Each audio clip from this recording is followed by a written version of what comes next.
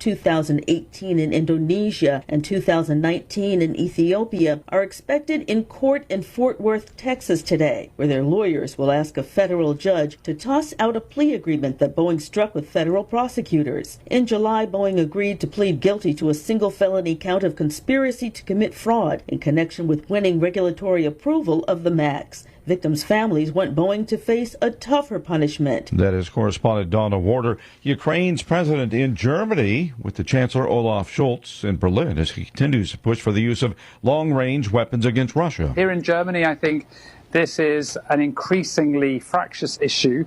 Most mainstream parties and most voters support wholeheartedly supporting Ukraine militarily, but there are controversial rows, I think we can safely say, here in Germany when it comes to long-range missiles. That's the BBC's Damian McGuinness reporting. TD Bank becomes the largest bank in U.S. history to plead guilty to violating a federal law aimed at preventing money laundering. Attorney General Merrick Garland. TD Bank has also agreed to a $1.8 billion criminal penalty, combined with civil enforcement actions announced today by other agencies. The United States will be imposing a total of approximately $3 billion against TD Bank. On Wall Street, Dow futures are up 20 points. This is townhall.com.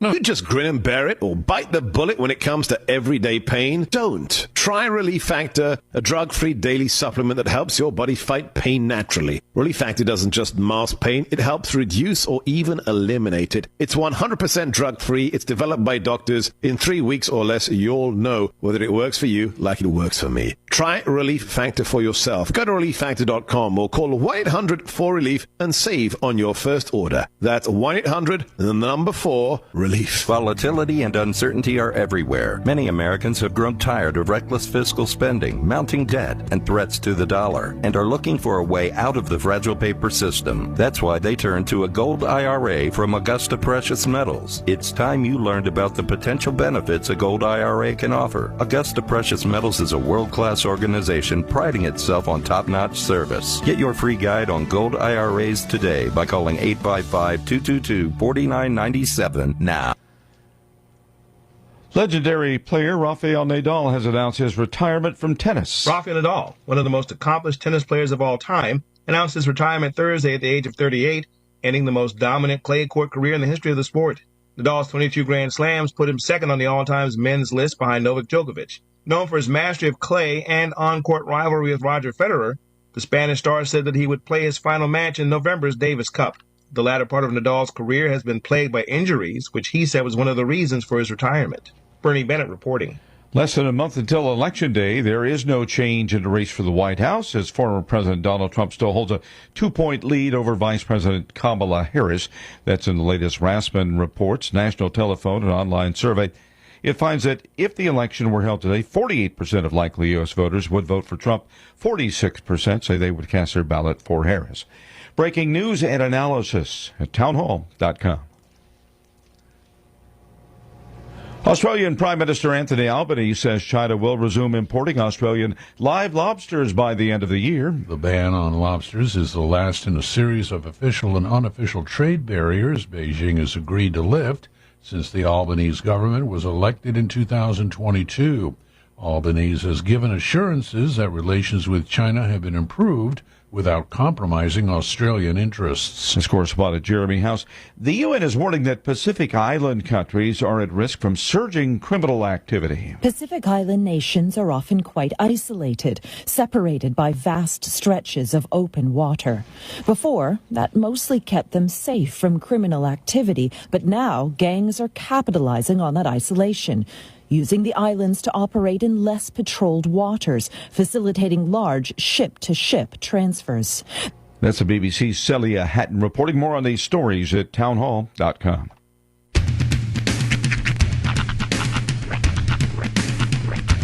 What in the wide, wide world of sports is going on here? I promise you, whatever scum did this, not one man on this force will rest for 1 minute until he's behind bars. Now let's grab a bite to eat. Yeah, come on. I feel the hot wind on my shoulder. and the touch of a world that is older. I hit the switch and check the number. I leave it on and then I slumber.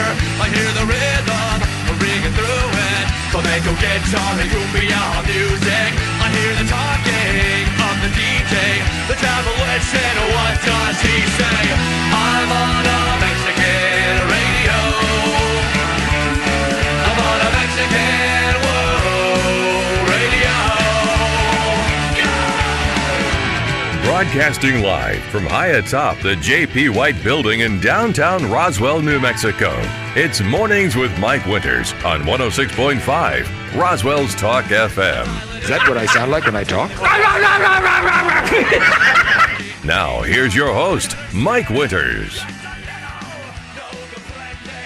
And good morning, one and all. Welcome to Mornings with Mike Winters. I am he. That would be me, Mike Winters. Happy Friday. Yes. A calmer, gentler Friday. Yeah, a much calmer, gentler Friday. No football today. 7 days ago, we were in the 6th, heading into the 7th circle of hell. Very true. This week has been just kind of like nice. Although I feel a little punch drunk. Yeah. Like since there is technically less going on, I feel like I'm forgetting to do something. Oh, 100%. Yeah, because I've actually had normal amounts of time to get projects done this week. Yeah. It really has felt like I've left something behind. Yeah. I feel like now I'm likening this to Milton because the hurricane. Okay. Because I feel like right now we're in the 3.8 mile eye of the storm. There's some nonsense back there. Oh, there's some nonsense coming up here. Right now, it's just like the creamy middle. Sure. You know? Yeah. Not bad. Speaking of Milton, it didn't pack the punch that everybody thought it was gonna. Thank goodness. Absolutely. It looks like it as it kind of downgraded. Now, don't get me wrong, a Category 3 hurricane ain't no joke. Still, and here's what's actually blowing my mind. Yeah. And something that came up on a conference call I was on earlier this week. Sure. The bigger problem that Floridians were dealing with was a series of tornadoes. I saw those, yeah. Yeah. And a few fires. Right.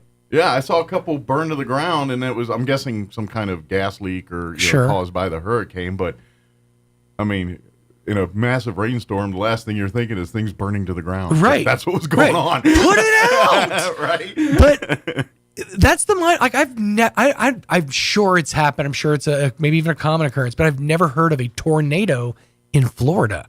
So the hurricane was, and I think part of it was because the writers in the Sci-Fi Channel are cooking right now. Oh, I know. Well, and if you look at it, the whole thing is.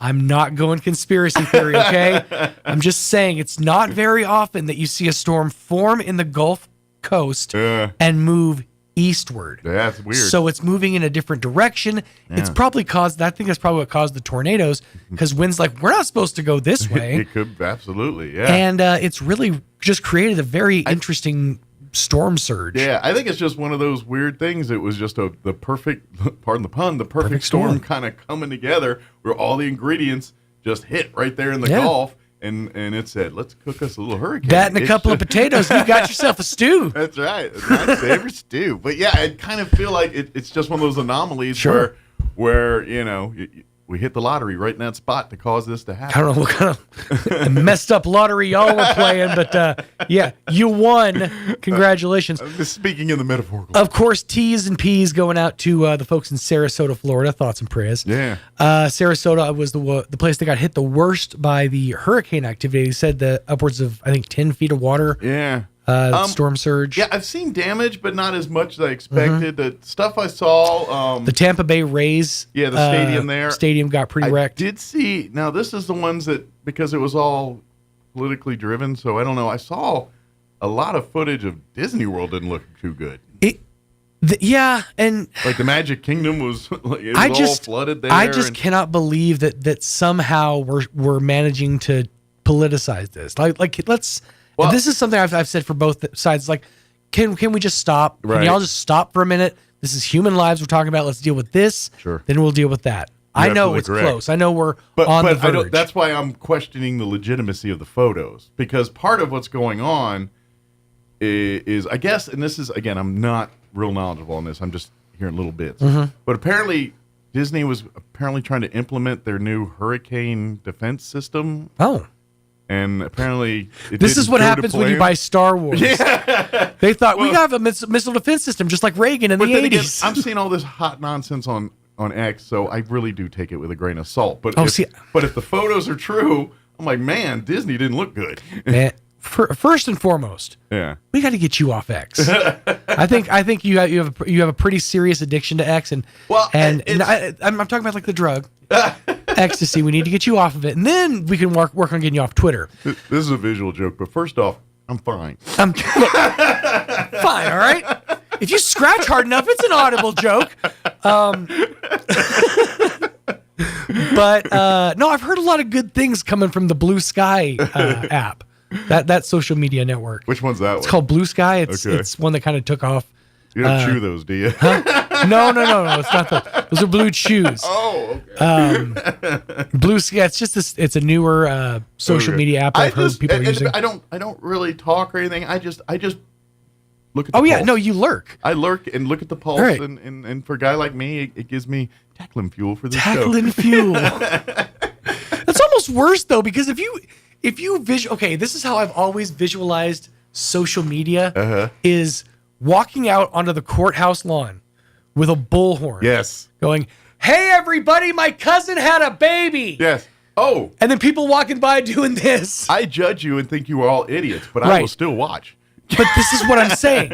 In that scenario, the lurkers are the dudes that are just standing outside of like kitchen windows at like 8 p.m. just staring at the family eating dinner. Just one lonely raindrop dripping down the window. Yeah. They don't know you're there, but you're there.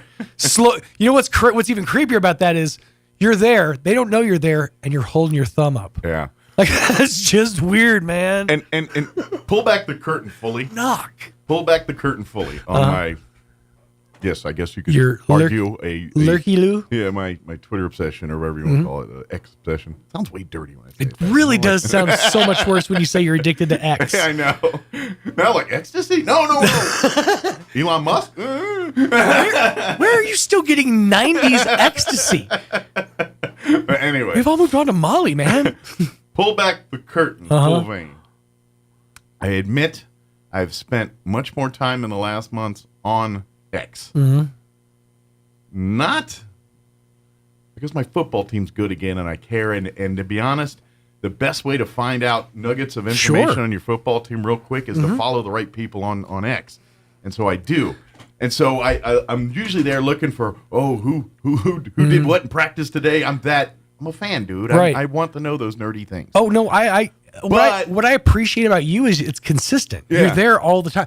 My problem, here's what I binge. Yeah. I'll go in, I'll get in like a mode where I'm like, I haven't been to the Opie and Anthony subreddit in a while. Let's dive into that hellhole and see what's happening. Yeah. And it's amazing how a show that went off the radio like 15 years ago is still wildly active on Reddit. Yeah. So that's where I get my fix is from Reddit, because you want the truly like the dregs of society. Sure. You go to Reddit. You're going to get the best info. Yeah. But you're also going to get the worst people. That reminds you of something, which I'm going to share in a minute, but let me finish just real quick. This is what happens is I get on the wall there and I follow my Redskins, Commander beat reporters and all that stuff. And so I'm scrolling looking for the latest, but X gonna do what X gonna do. X gonna give it to you, and that's what they do. And then in between that, there's a bar fight, or there's some guy saying the world's flat, or that was a great Onion put out an article that Carnival Cruise Lines is putting out a new cruise to the edge of the earth. Nice. It was like Carnival announces Journey to the Edge or something. Can we that. buy tickets for certain people we want to? Just cruise to the edge of the earth. Hey, when you find it, keep going. Float it. See if you float to space, man. Try to get on the underside. See what's going on down in China. How cool would it be to be a Carnival cruise ship floating in space? On the great space cruiser. Feels like a lot of early 80 cartoons I watched on TV. We're traveling space at 2 knots an hour. Yeah. But real quick, when you talk about the Opie and Anthony stuff, I was going to do O&A, but that's too inside baseball. Anyway, we were talking about that. That reminds me. Okay. And this is the earlies of the internets, people. Before smartphones, before texting, before where people communicated in chat rooms. Right. Okay? It was back in those days. And being a Civil War buff I am, I like to... This was around the time the movie Gods and Generals was about to come out in theaters. Me and 6 other people cared about that movie. And I found all of them. But here's the thing. The Gods and Generals website that came out a couple years before, hyping and doing, it was in the early days of internet using it to hype movies and stuff. So they had a chat room, and you could chat about, and I'm not going to lie, it was the epitome of my talking to strangers on the internet, and this is probably irky and creepy, but it's kind of fun. And then but anyway, I mean, I was put it this way: the movie came out, lasted in theaters a month or whatever it was, and went. But that chat room went on for like 3 years after people didn't care about that movie anymore. And I was still there for a little bit. And to be honest, it could have kept going. I finally pulled the cord on myself. I said, this is just dumb. You're like, I can't do this anymore, man. Yeah. Good luck, everybody. One of the things that amazes me about old internet, so there's actually some websites that still exist from Internet 1.0. Like if you go to the official website for the movie Space Jam, not the LeBron James Space Jam. The Jordan Jam. The original Michael Jordan Space Jam. Yeah. That website still exists. Nice. It is still running in its 1997 glory. It's floating out there like my MySpace page. There's another one that'll blow your mind even more. So, do you remember Heaven's Gate? The cult group? The cult. Yes, I do know. Oh, yeah, their website is still going. Their website is still to this day being operated. Do you know why? Because a couple of members stayed behind. You also forget, I have an affliction for murder mysteries. I've never been prouder of you than this moment. You want to talk about some Jonestown? You want to talk about... I'm in. This is a proud father right here. Go ahead. Tell the people why that website still exists. Literally, one guy missed the boat. Yeah. Pretty much. Oh, it was today Kool-Aid Day? Damn it! He literally missed the boat. So he's keeping the website going and keeping things updated. But in a nutshell, that's what happened. The guy missed the boat. Yeah. Basically. It's literally the last blockbuster of cult websites. Yeah. Yes, I watched a whole documentary about that thing. About the Heaven's Gate people. It is mind-blowing. I ain't gonna lie, they do kind of start bleeding together. I'm like, is that Jonestown? Okay. Right. Well, when you're involving, unaliving by noxious liquids. Weird cult groups and doing various, There's a lot about Jonestown too that sort of came out after the fact that a lot of it wasn't the Kool-Aid. A lot of it was gunfire. There was both. Oh, I know, but a lot of the gunfire started the Kool-Aid. That's right. A senator came to visit because of her stuff, and they basically put on the dog and pony show. And as he was leaving, some of the people went up to the side and said, "Let me go with you." Yeah, handed him notes. And the Jonestown people caught wind and literally sent a militia force out to the senator before going to the plane and. And then the Kool-Aid started. Unalive. The part of that story that really, and this is way too deep to get this early in the morning, but the part of that story that messed me up was when they were talking about the injections. Oh yeah. Of the, it's just, if you want to know, go look it up because there's. Have you listened to audio from that stuff? There's a good, oh my God. It's not, yes. It's horrific. They played. There's a 57-minute documentary on YouTube that gets into the whole thing, and they literally play the audio of Jim Jones screaming in the background. Babies first, children first, and then take care of it.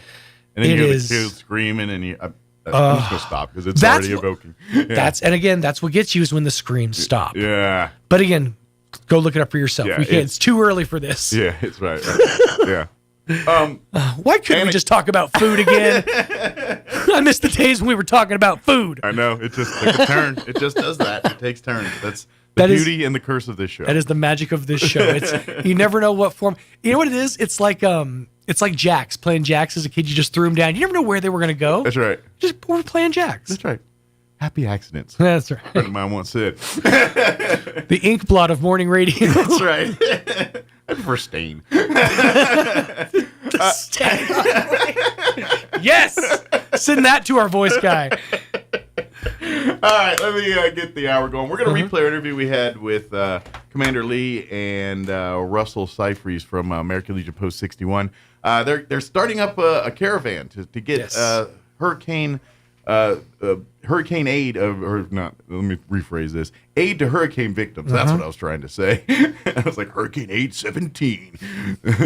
Hurricane. That's going to be a great list of artists. But anyway, Dylan's going to be there, right? But basically, Russell's just grassroots. Said he kind of wants to start this, and so a week from today, basically next Saturday, he's going to Alamogordo next Friday. But anyway, they've kind of got some of the so the American Legion's kind of helping him putting this together. They're going to have some of the New Mexico chapter American Legion riders join him on this. So far, he said him and his one truck, but we're collecting supplies. They need donations like first aid supplies, toiletries, comfort, blankets, towels, things like that. Non-perishable food items, all obviously that kind of stuff. water. Yeah, stuff like that. And they're going to load up the trailer and head east. And so basically, I think they're going to deliver it all to Samaritan's Purse in North Carolina. That's kind of the end game. But what they're going to do is on the way pick up more stuff as they start hitting some of the ravaged areas, start donating some of the stuff, and then end game and they're collecting. And there's also monetary. If you go to RoswellLegion.org, they're setting up a thing where you can donate financially if you don't want to, and they'll use that money to buy supplies and give directly to those folks to take care of needs that money will help with. Yep. So we're going to play that interview here in a minute to tell you more about that. Then we're going to have Travis County Sheriff Mike Harrington scheduled to join us. Nope, not going to make it? Okay, just got a call. He's not going to make it. So we will find something else to put in that place. I love that Justin came in with the audible. She's like, cut it! Yeah.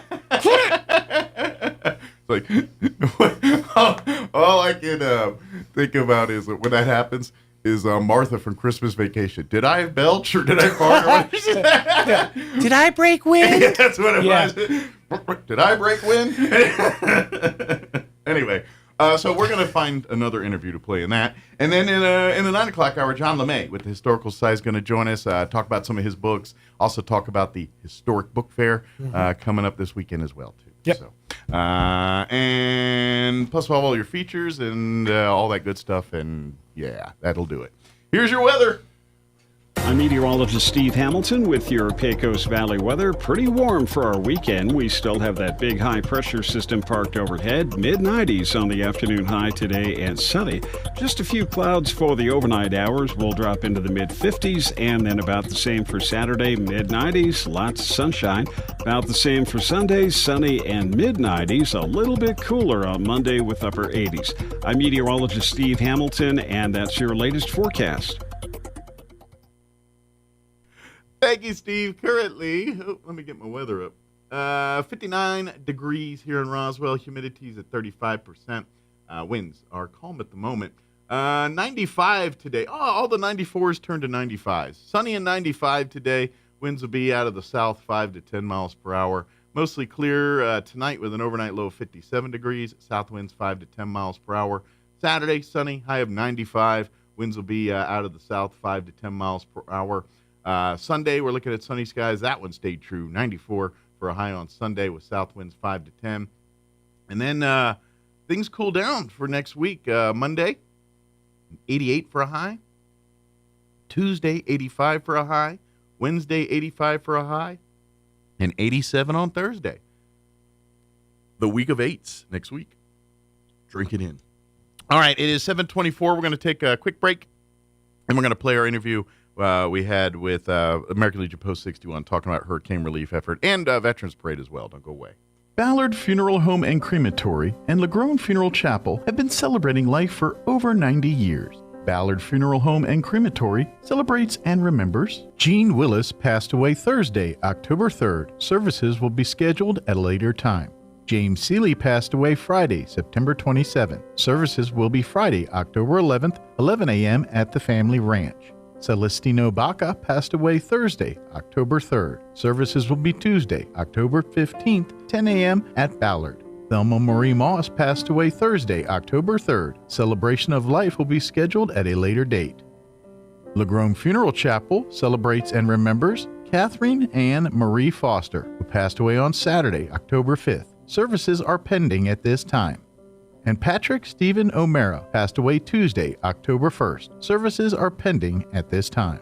This has been today's remembrance, brought to you by Ballard Funeral Home and Crematory and LaGrone Funeral Chapel. At Martine's Capital Cafe, come in and enjoy a delicious variety for breakfast, lunch, or dinner. Try our burritos, huevos rancheros, asado, chorizo, sausage, flantas, fajitas, chili rellenos, quesadillas, enchiladas, sopapillas, and don't forget their award-winning green chili cheeseburger and so much more. Everything is prepared with the finest and freshest ingredients. Martine's Capital Cafe. Quality, value, tradition, and the most delicious New Mexican food since 1989. Open Monday through Saturday from 6 to 8:30 p.m. at 110 West 4th Street in Roswell. So your pecans aren't as big and bountiful as they used to be? Well, what would Jim Gill do? Hi, this is Ben from Roswell Seed Company. Few people knew as much about pecans as Jim Gill. And if he were here today, he'd tell you it was time to fertilize. He'd tell you just what you need and show you how to use it. Then he'd make some joke about your neighbors making fun of your nuts. So when there's trouble with your pecans, head for Roswell Seed Company and ask them, what would Jim Gill do?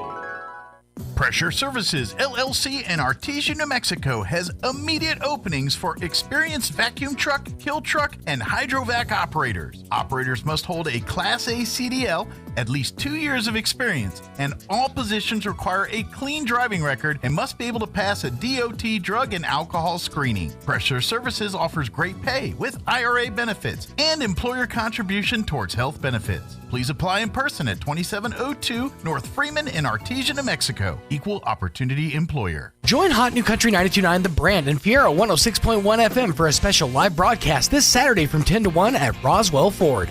If you think you're stuck in your loan or lease, come see just how easy it is to get out from under your current payment. Top dollar for your trade and special incentives mean you can drive in today and drive away in a newer vehicle for less than you're paying now. We'll be on hand with some tasty treats and even a few surprises. We'll see you this Saturday, 10 to 1 at Roswell Ford, corner at 9th and Main in Roswell. Here's a Mornings with Mike Winters fun fact. Due to extreme pressure and weather conditions, it literally rains diamonds on Neptune and Uranus. Stop snickering because I said Uranus. Here's Mike Winters.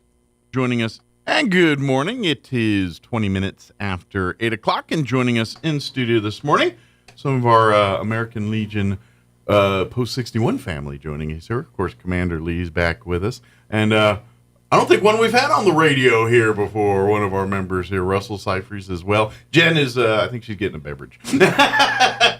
Our auxiliary president joining as well. Good morning, gentlemen. How y'all doing today? Good.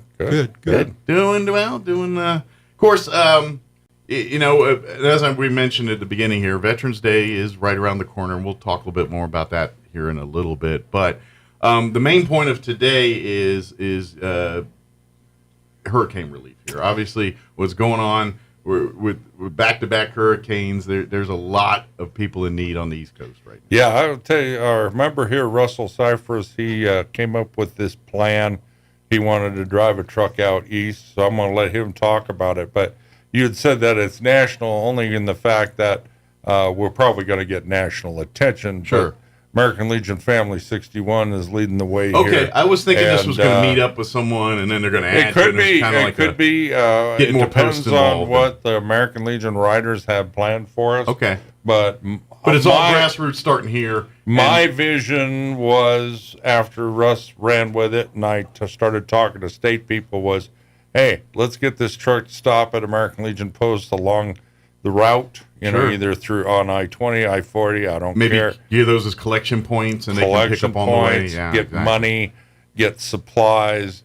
You know, as he delivers supplies as well, you know, as they deplete, maybe we can hit another American Legion Post, maybe restock or whatever, and keep going. But I want to let Russ talk about his own idea here. Yeah, kind of, because I think At this point, obviously, this is happening quick because we don't have months to organize these things. We're trying to get this stuff out here in days, right? Not weeks.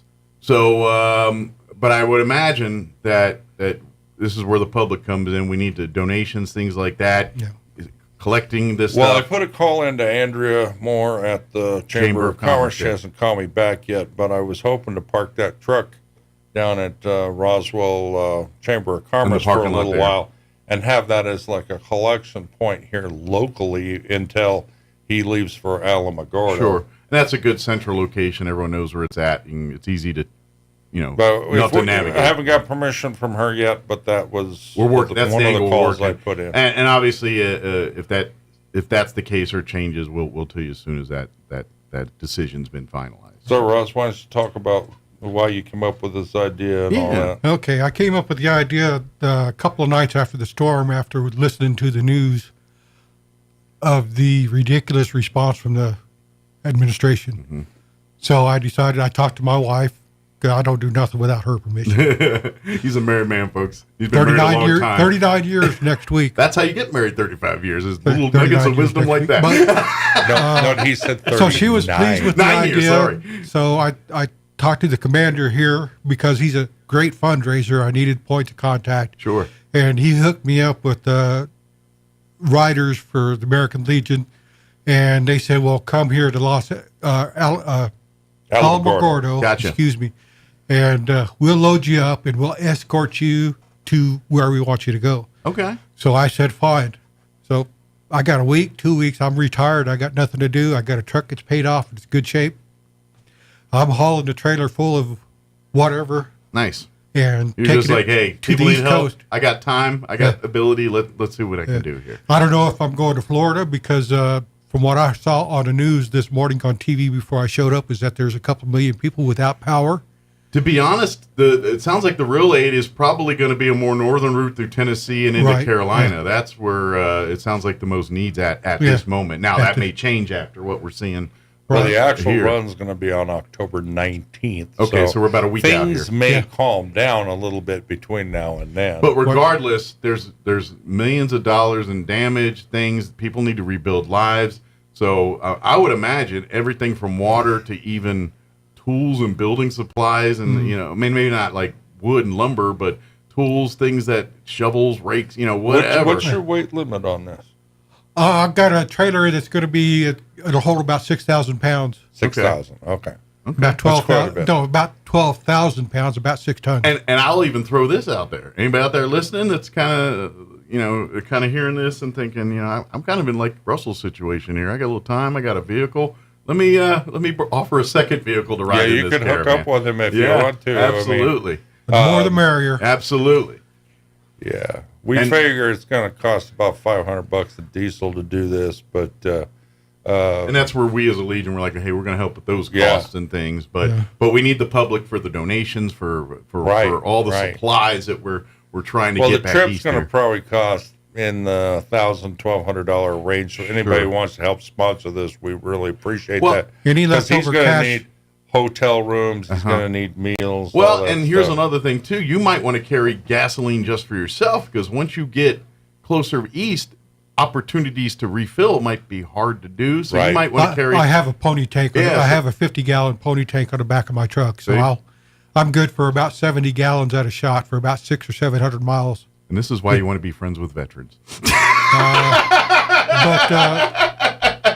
Dale Rogers of Roswell Livestock and Farm Supply has already donated a 8x16 flatbed trailer for the cause. Okay. JP and Bianca Cheney from Southwest Printing has given their permission to be a drop-off point for any funds. Great. Excellent. To be going. Any leftover money, when I get there, will be going to Samaritan's Purse. So you will be helping me get the stuff there and helping whatever extra cash to the people that need it more than I do. And this is something, because like you said at the very beginning of this, you were inspired by what the lack of response you're seeing in the media and what's going on there. And the American people don't need that kind of stuff, so I'm going to help. And this is why I love this so much. And again, I've said this on the radio before, and not that, Red Cross, all these support them. They do, on the global scale, the big things. Great work. They are the ones that usually have the muscle and the things to do the big stuff. But we also might want to bring little stuff too. But that's what I'm saying. I want to support the grassroots. I'm thinking, not prescription stuff, but any kind of medical. I mean, gauze, bandage. Things of that, first aid kit, something like that. Think like a Boy Scout. Yeah, or you might want to think of something small. Or Scout now. I'm sorry. Nightgowns, toothbrushes, toothpaste, nightgowns, get your cream, get your powder, things like that. Paper products. Paper towels, toilet paper. Think of the stuff you donate to the women's shelter. Mm-hmm. Blankets, towels, things of that nature. Sure. People are going to need hygiene products. Right. They're going to need all kinds of stuff that they won't be able to go to the grocery store for. Yeah. And to be honest, creature comforts aren't, you throw a bag of Oreos in there. Toilet paper, whatever. But even little things aren't necessarily life or death, but something that just brings a little, candy bars and things like that. I mean, maybe those melt, but things that aren't, you know what I'm saying? Don't think, well, they don't need that. You know what? I'm telling you that sometimes just something that reminds them of a better time, just readjust your mindset and tackle. So don't underestimate the value of cupcakes and things like that too, because they do. Even magazines. I don't care. Yeah, stuff that you're throwing away anyway. The comfort features that normally every family and household have, they don't have anymore. They don't have toothbrushes, toothpaste, pens, any of that kind of stuff. Everything they own in some Everything they own is gone. So. They've literally got themselves and whatever they're wearing on their back at that moment. Correct. And so I'm looking for laundry detergent, all that kind of neat stuff too. Yeah. So and the what about clothing and things, or should we hold off on that? Well, I think that's a personal thing, and that's what the money's going to be for. So let them buy their own clothes. Let's just work on. Well, the stuff maybe some generic underclothes. We might and that think kind of about emergency stuff like he's talking about. But and this is not intended to be a political statement, but with the anemic response from the federal government, $750. I mean, you just lost a $500,000 home, and you got a voucher for $750 that you have to travel to the next town to go get. Yeah, and then we have to pay it back after you get. And you have to pay it back when you're done. Absolutely. Now, obviously, grab some people a Ukrainian flag and say, "Hey, look, I'm sort of here." But then there's the thing, some people, obviously affluent people, they probably got backup plans. But the case is, those people aren't the people that are having problems right now. They're folks that they literally lost everything. I remember the hurricane they had down in Louisiana. Mm-hmm. I can't remember the name of that particular one, but where they had all the people in the dome down there. And Harvey, was that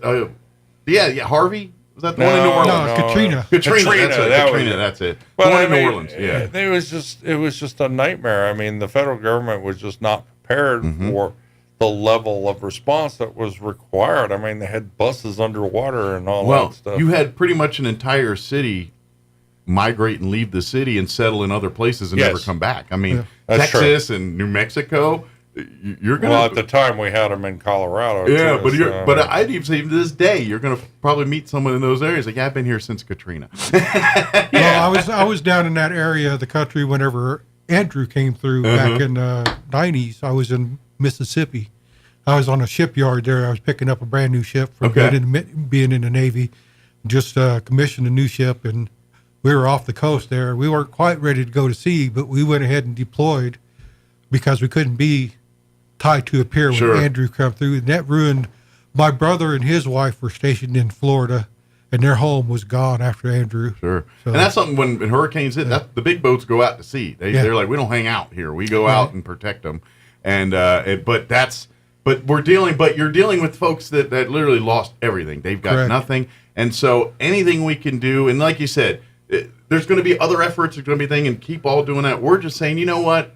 This is something we hear is, and granted, this is a veteran brain. That's how veteran brains work. And generally people that have spent time in the military. When Russ first approached me with this, I got a little concerned because I thought his his humanitarian side was getting a little ahead of his safety.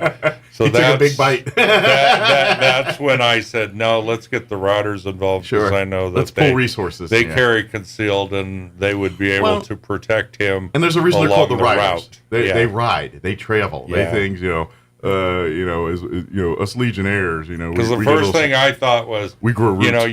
you get on the East Coast there, and people are desperate. They're going to come rob him.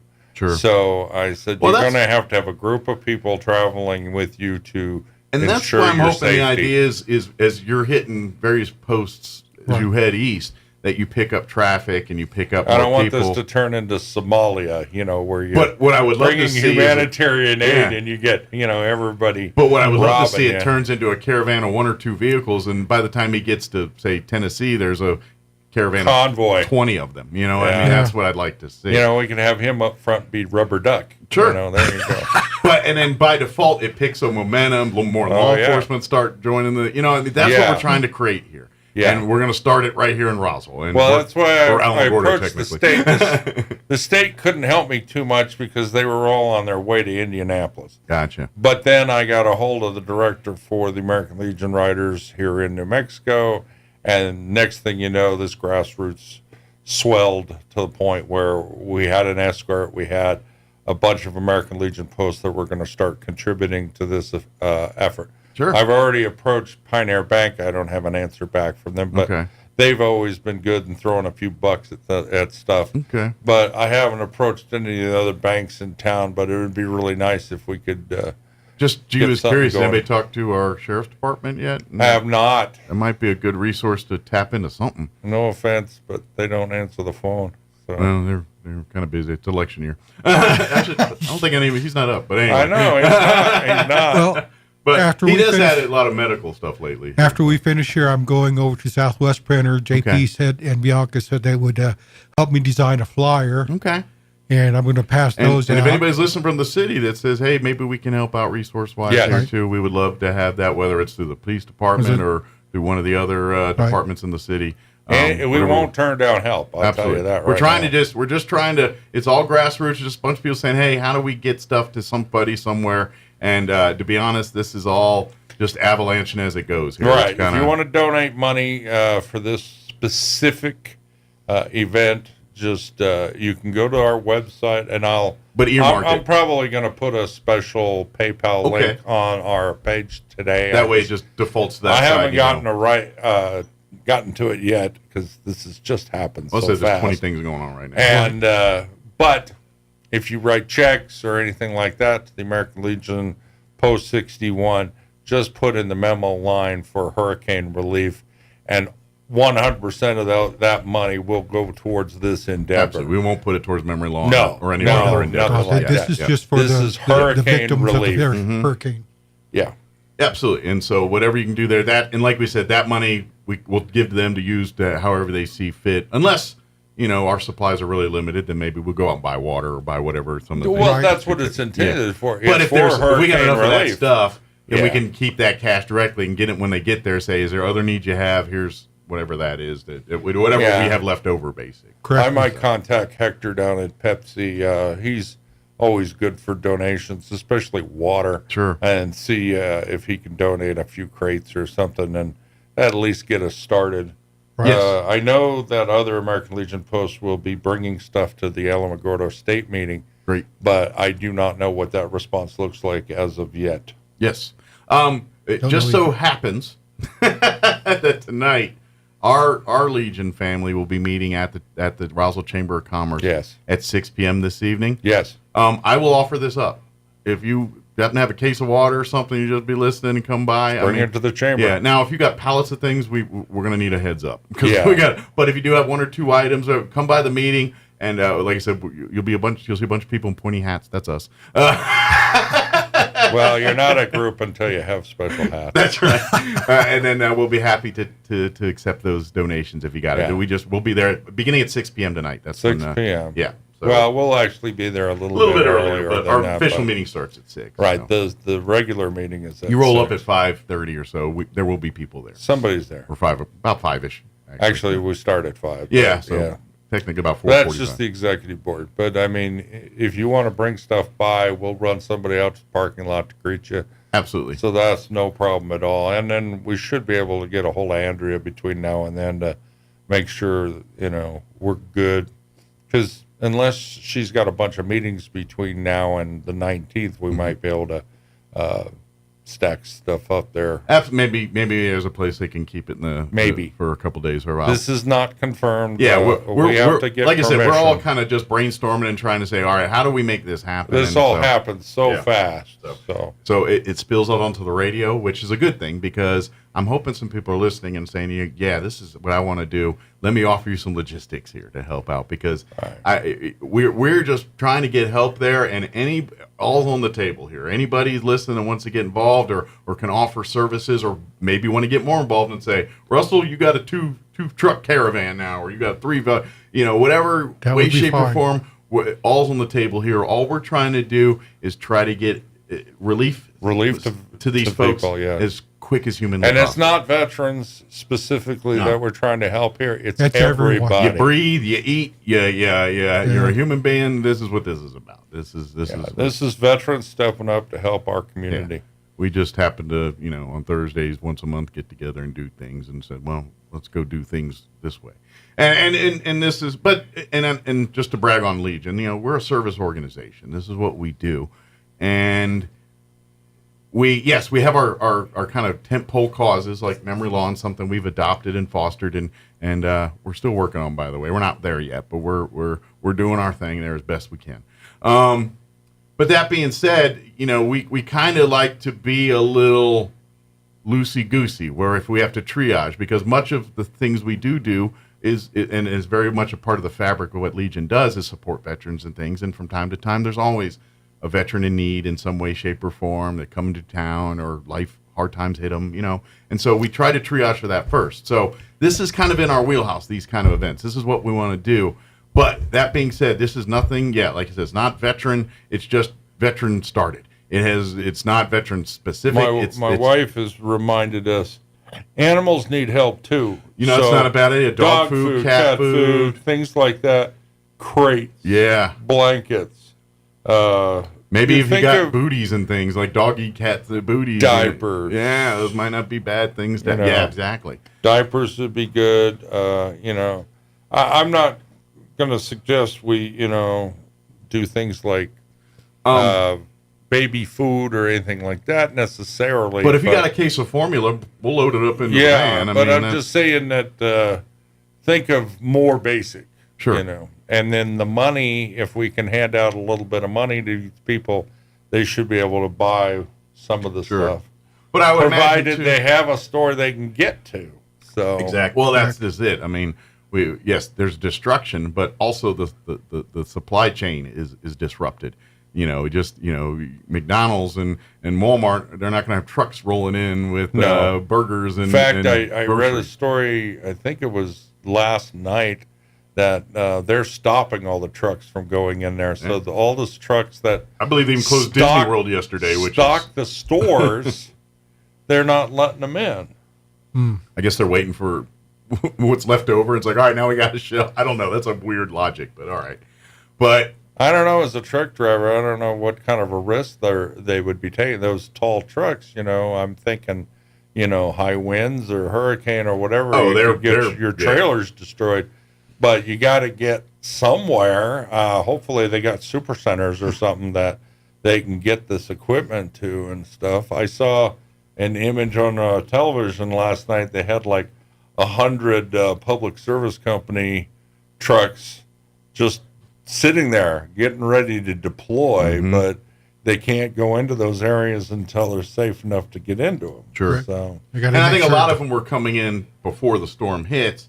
And triaging outside, and then when I even heard the Alaska National Guard's coming in. Yeah. So that's good. I love hearing all that. Yeah. But I know, but traveling that Pan American highway, all those heavy trucks, that's got to be quite a sight to see. And I actually saw some of that online yesterday too, where just not even like organizations or media entities, just and individual our state's people not really stepping up, and that's odd to me when you got Alaska coming.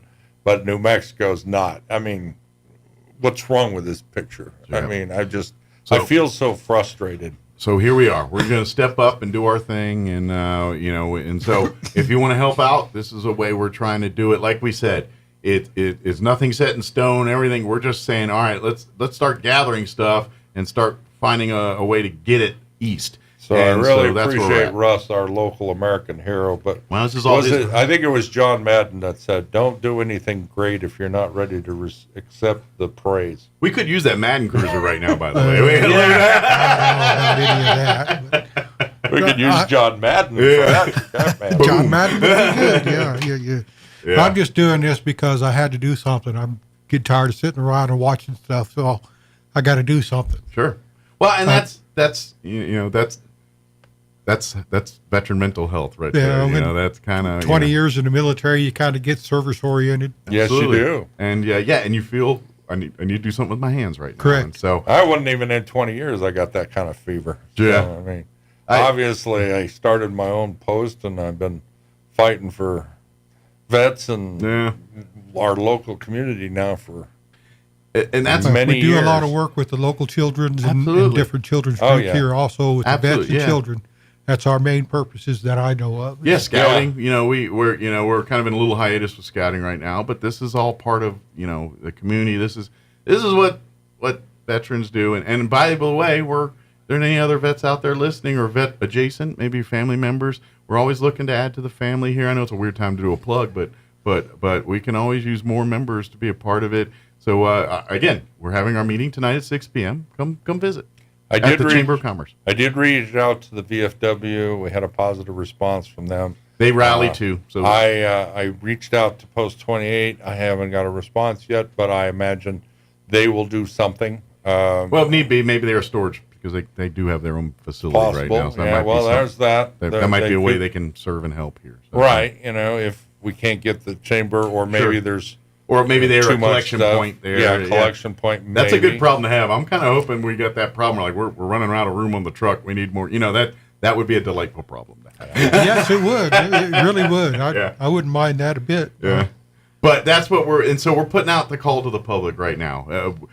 A big thing, we need donations, but we also are looking for resources. If you want to get more involved in this, even as much as going with Russ to head back east. We're not asking everybody to do that, but if you you want to do something as little as just help load the truck. Absolutely, we need bodies, and absolutely. The more hands make less work. That's just fact. And so every dollar will help, and that's just it too. This is grassroots. This is so we don't have a overhead fee, and we're not going to take 10% of your donations or any of that nonsense. No, 100% of the money, volunteers. 100% of the money will go towards this relief effort. Absolutely. I just thought of something that we're going to need, probably tie down straps, stuff like that for the truck. So that's another thing Dale's going to take care of. Oh, Dale's got it already? Okay. He's got the trailer. He's got the straps. They're going to let me borrow. Tarps, I haven't talked to Dale about that, but I can do that after I talk to JP later this morning. But we'll probably need all these things. Okay. Because depending upon what we got on the truck, we may have to have some of it covered and happy all the way. Absolutely, so, especially it's full of paper products and things that doesn't do well to moisture. We got to protect it. Correct. And I don't think there's going to be a lot of room in the cab. Yeah. So. No, that's going to be full of me and my co-pilot and everything that I'm going to personally. Are you going to have a pack of Charmin sitting on your lap while you're driving?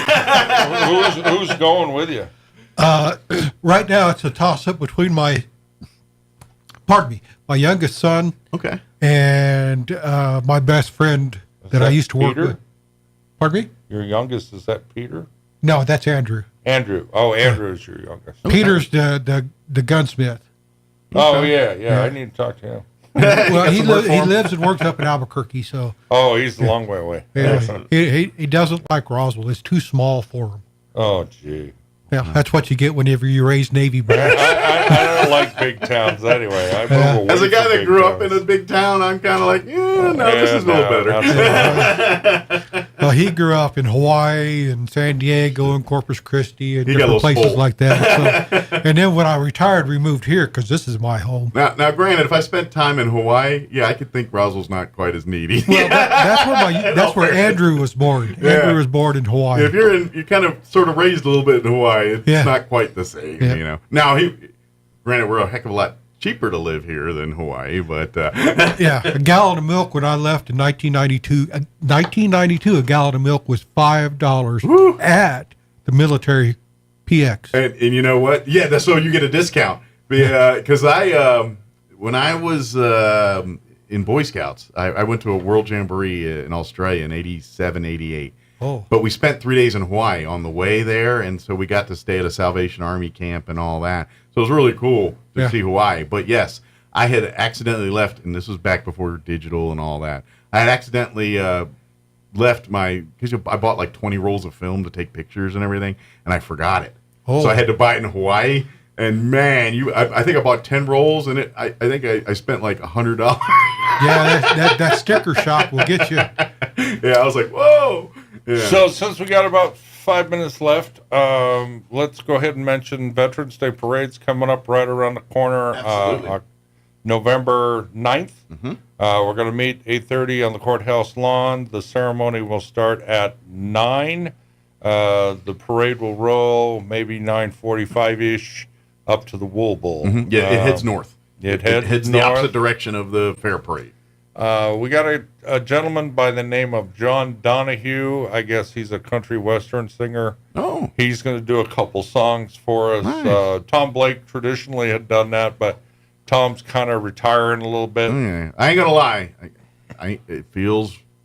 A veterans thing feels like I need a Tom Blake in there somewhere. I know, but I talked to him on the phone, and he was more than happy to let this John Donahue. Well, he's a busy man, and he's got a it. lot of stuff. But I'm just a little sport. I like Tom. We do not have an official speaker as of yet. We've got a couple of marshals for the parade. Excellent. In fact, one of them is a 97-year-old Navy guy, I guess. I understand. Sweet. Is he from Roswell, or is he? Yeah, he's local area. And then we've got we're hoping to get the 101-year-old Marine back, Billy Jo Allen. She was nice. I got to meet her last year. Yeah, we're hoping to get her back, but we don't have a response from her daughter yet. Health is it takes a lot out of her to be, even last year.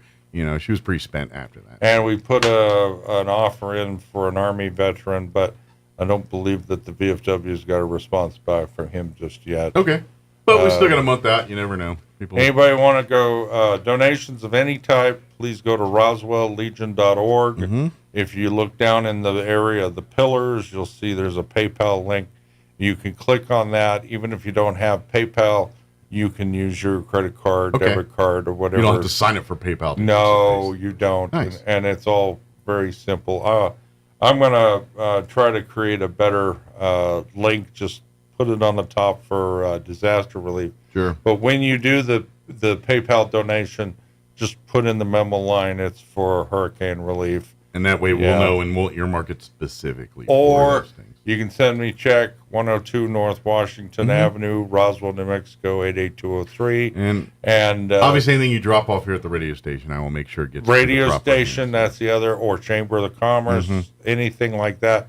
Just put hurricane relief in the memo line, and we will take care of you. Absolutely. Any questions, call me, 575-268-0220. Or, like I say, all my contact information is on the front page of roswelllegion.org. Yeah, that's kind of your one-stop shop. You can learn about everything we're doing, including this hurricane stuff, but scholarships to memory lawn stuff to Veterans Parade, all of our other projects and things we do. Or you can find more about it there at the website. Absolutely. Yep. And like I said, Veterans Parade is a month out. There's not an official sign-up. We're basically come that day. Yes. But if you plan to, you might want to start prepping and preparing now and getting together, whether your organization wants to put one in. If you want to put in a rolling display or something like that, you may want to check with me. There are certain rules and regulations for those things. But we'll be meeting we have to follow. But we'll do staging in that parking lot behind the courthouse there on Virginia. That's traditionally where True or Pioneer Plaza. Or Pioneer. Kind of those merges, two items. and then just kind of oozes together as they go. I do want to thank the city this year because they really streamlined the process for our permitting. In the past, it's always been a bottleneck. This year, it sailed right through without any real major issues. Well, we veterans love sailing through things. We've seen so much red tape in our days. When you make it go away, we're happy people. Whatever floats your boat, Mike. All I'm saying is, as much stuff as veterans go through, pound for pound, they deal with more red tape than ever because it's government. RoswellLegion.org or call me. We need to get on the step. 1,000 linemen in the state, 16,000 in the St. Petersburg, Florida area alone trying to restore power. It's Roger P. Schulman, news director for Salem Media in Tampa. He says the truth is, despite the widespread damage and 8 deaths, many are still breathing a sigh of relief. People are pretty pleased with the way Florida does this, and it's not our first rodeo. I mean, we had Helene a couple of weeks ago and numerous storms over the past 3 to 5 years. So I think people are used to it. They know what to expect, and they are pretty happy. And the recovery effort continues around the state. It's okay, Bubba. It's okay. Tampa police, they're evacuating people from a home after a 911 call about a tree falling. The good news is the storm spared Tampa a direct hit, and the storm surge that scientists were fearing, the vital state tourism industry, is in fact beginning to make something of a comeback already. Starting today, Florida theme parks, including Walt Disney World, Universal Orlando, and SeaWorld, all plan to reopen their doors. The so-called blue wall states remain up for grabs in the tight presidential race, which is a few weeks to go now. Here's White House correspondent Greg Clugston. Pennsylvania, Michigan, and Wisconsin comprise the blue wall that is viewed as critical for both presidential campaigns. And this week's Quinnipiac poll shows an extremely close contest. The poll has Vice President Harris slightly ahead in Pennsylvania and former President Trump holding an edge in Michigan and Wisconsin. Axios reports that Harris especially is depending on the blue wall to win, but top Democratic politicians and operatives believe those 3 states are getting tougher for the vice president. Greg Clugston, the White House. More on these stories at townhall.com. Our government has engorged itself on borrowed money. Now we are over $30 trillion in debt.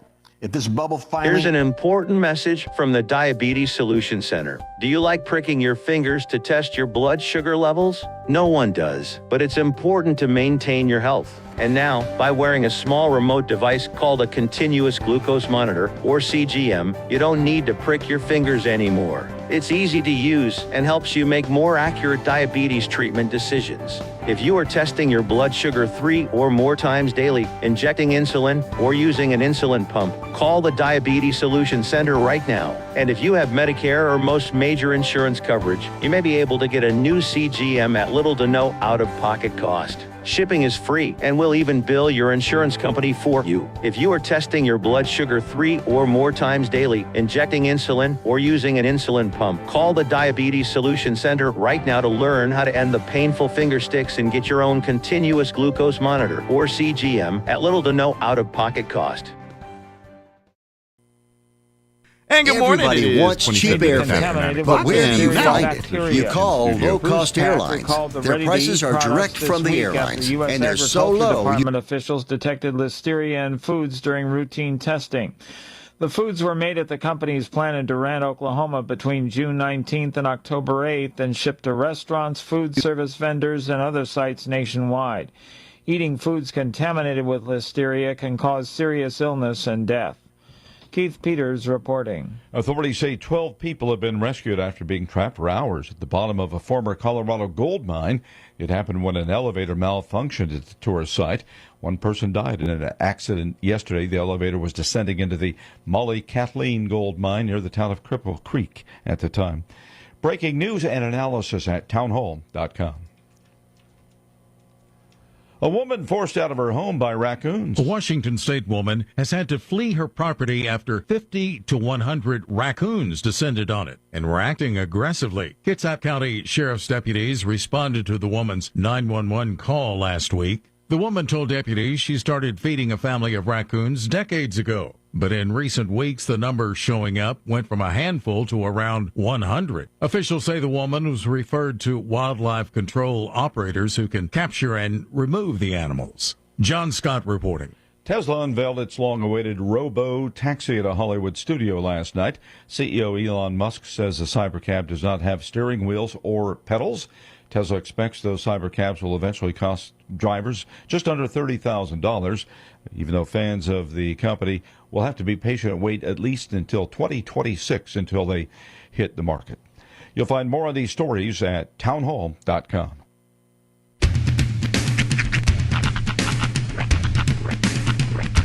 What in the wide world of sports is going on here? I promise you, whatever scum did this, not one man in this force will rest for 1 minute until he's behind bars. Now let's grab a bite to eat. Yeah, come on. I feel the hot wind on my shoulder and the touch of a world that is older. I hit the switch and check the number. I leave it on and then I slumber. I hear the rhythm ringing through it. Flamenco guitar and cumbia music. I hear the talking of the DJ. The tabloid said, what does he say? I'm on a Mexican radio. I'm on a Mexican radio.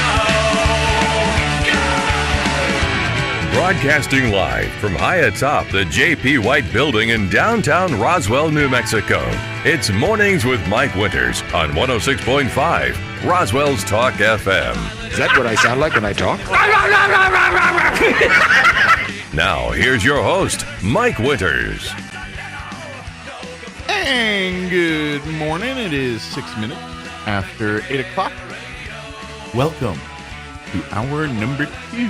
Los dos. Of Mornings with Mike Winters, right here on 106.5 Roswell's Talk FM. Happy Friday. It's exciting. Ah, yes. It's in the air. Feel it. And you know what's even, I think at least for me sometimes, and I don't know, and I think there's a lot of people share this, is like when you get excited for an event, for a thing, for something, we'll just say the weekend. Sure.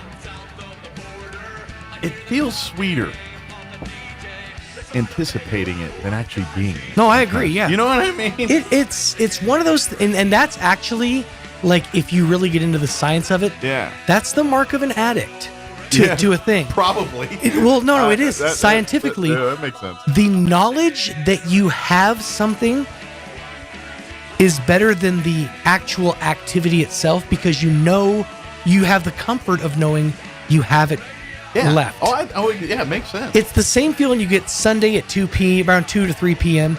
when you're like, oh, it's gone. It's all gone. Start scraping the bottom, trying to get the last little bits of weekend. Yeah. Just nothing left. Yeah. Yep. You, my friend, you're a weekend addict. Yeah. I'm a path of least resistance addict. I agree. I 100% agree. In the heart of the matter, that's kind of there's a meme. There's a meme from I probably saw it like 6 months, maybe 7 months ago, but it has stuck with me. And it just said, it's not even the meme itself. It just said, I finally did that thing I've been putting off for months. It took me 18 minutes. I regret nothing. Because that's sort of like, I'll get to it. Yeah. But I don't want to. You know what? Yeah, I can live in that mindset. I know that. I know of what you speak. And it can be comfy. But, see, this is where I'm the conflicted brain. Because I think my resting position is that. But I know I want to be better than that. Sure. But I still want to be that. If that makes sense. You know what I mean? Right. But that's just it. I want better, so that makes me a good person, right? Because I have the desire. Yeah. Doesn't mean I'm going to do anything about it. I've got the intention. Right. Like, Like, to be honest, I keep like, I always want to learn guitar. I'm never going to learn guitar. I'm never going to do it. Yeah. Next time somebody says I lack initiative or do you have initiative? I'm just going to look them square in the eye and say, I have concepts of initiative. Yeah, that's right. I think about initiative. I've got plenty of ideas. Boy, I am an ideas man. I could definitely, come up with a plan. Right. It's the putting it into practice that is the problem.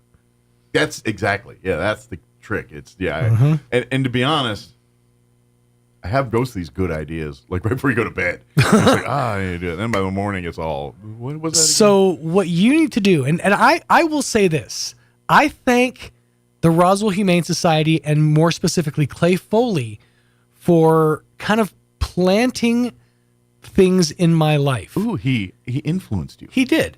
Well, because when I was working on my act, I got a nice hardbound black gold spiral notebook. Oh, nice. With my own specific pen that I keep in the spirals of the notebook that I leave either by my bedside or I keep near my person in case I come up with an idea or a stand-up premise, something along those lines. So it's usually just jarbled nonsense about like saw guy power walking, and then it's like, well, I'm going to extrapolate off of that.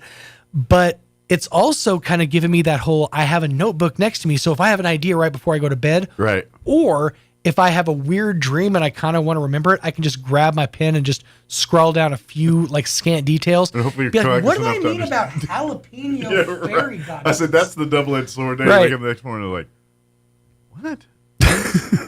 Berg cheese sandwich? What is this?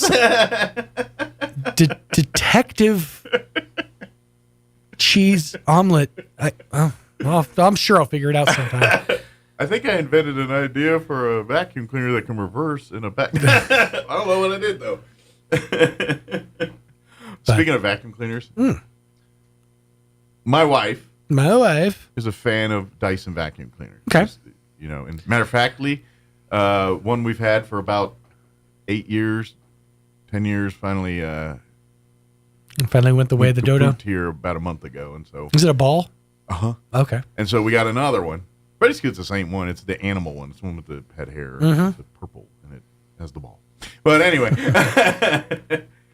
she's a fan of Dyson's. Sure. The vacuum cleaners. Of course, Dyson makes fans. They make other things, which they're incredibly good products. But if you need a fan, you don't want to pay the price of an air conditioner for a fan. Right. Especially, and I understand it works, but there's no blades. Yeah. Sure, it works, I'm sure. Right. I don't see it working, so to me, it doesn't work. Right. I just can't justify paying hundreds of dollars for a fan. Right. But anyway, so my wife's not into that, thank goodness. But Dyson, I saw an advertisement through the scrollings one day. Yeah, I don't think she's listening now, so I don't want to give her any plant ideas. a seed. She can go back and watch now it. I got nervous. Okay. Because apparently Dyson is now in like the hair curler, straightener, blow dryer game. And really? The blow dryer is like a purse or that vacuum cleaner to my wife. She's very... Is she aware? I don't know. Already? Okay. That's okay. my worry, is she's going to become aware. And if she becomes aware, I'm like, great, I'm paying $500 for a blow dryer. Well, or whatever they're going to charge. Dyson's going to charge for the that. problem is your phone is sitting right there. Oh, I know. It just heard all of that. Well, as long as her phone didn't hear Oh, all no, that. it's they talk. After you two go to bed, they talk. They meet up at the foot of the bed. They have it out. They go over concepts. Yeah, well, anyway, that's my fear now. All right. I've never heard, and honestly, that sounds expensive. Yes, that's what I'm saying. Well, okay, coming from somebody who was with a full-fledged, fan of fashion and makeup and stuff of that nature, I was aware of many high-end products for a lot longer than a straight male should be. I know that in that world, the Chi brand, CHI, is a huge, huge deal. Oh, I know.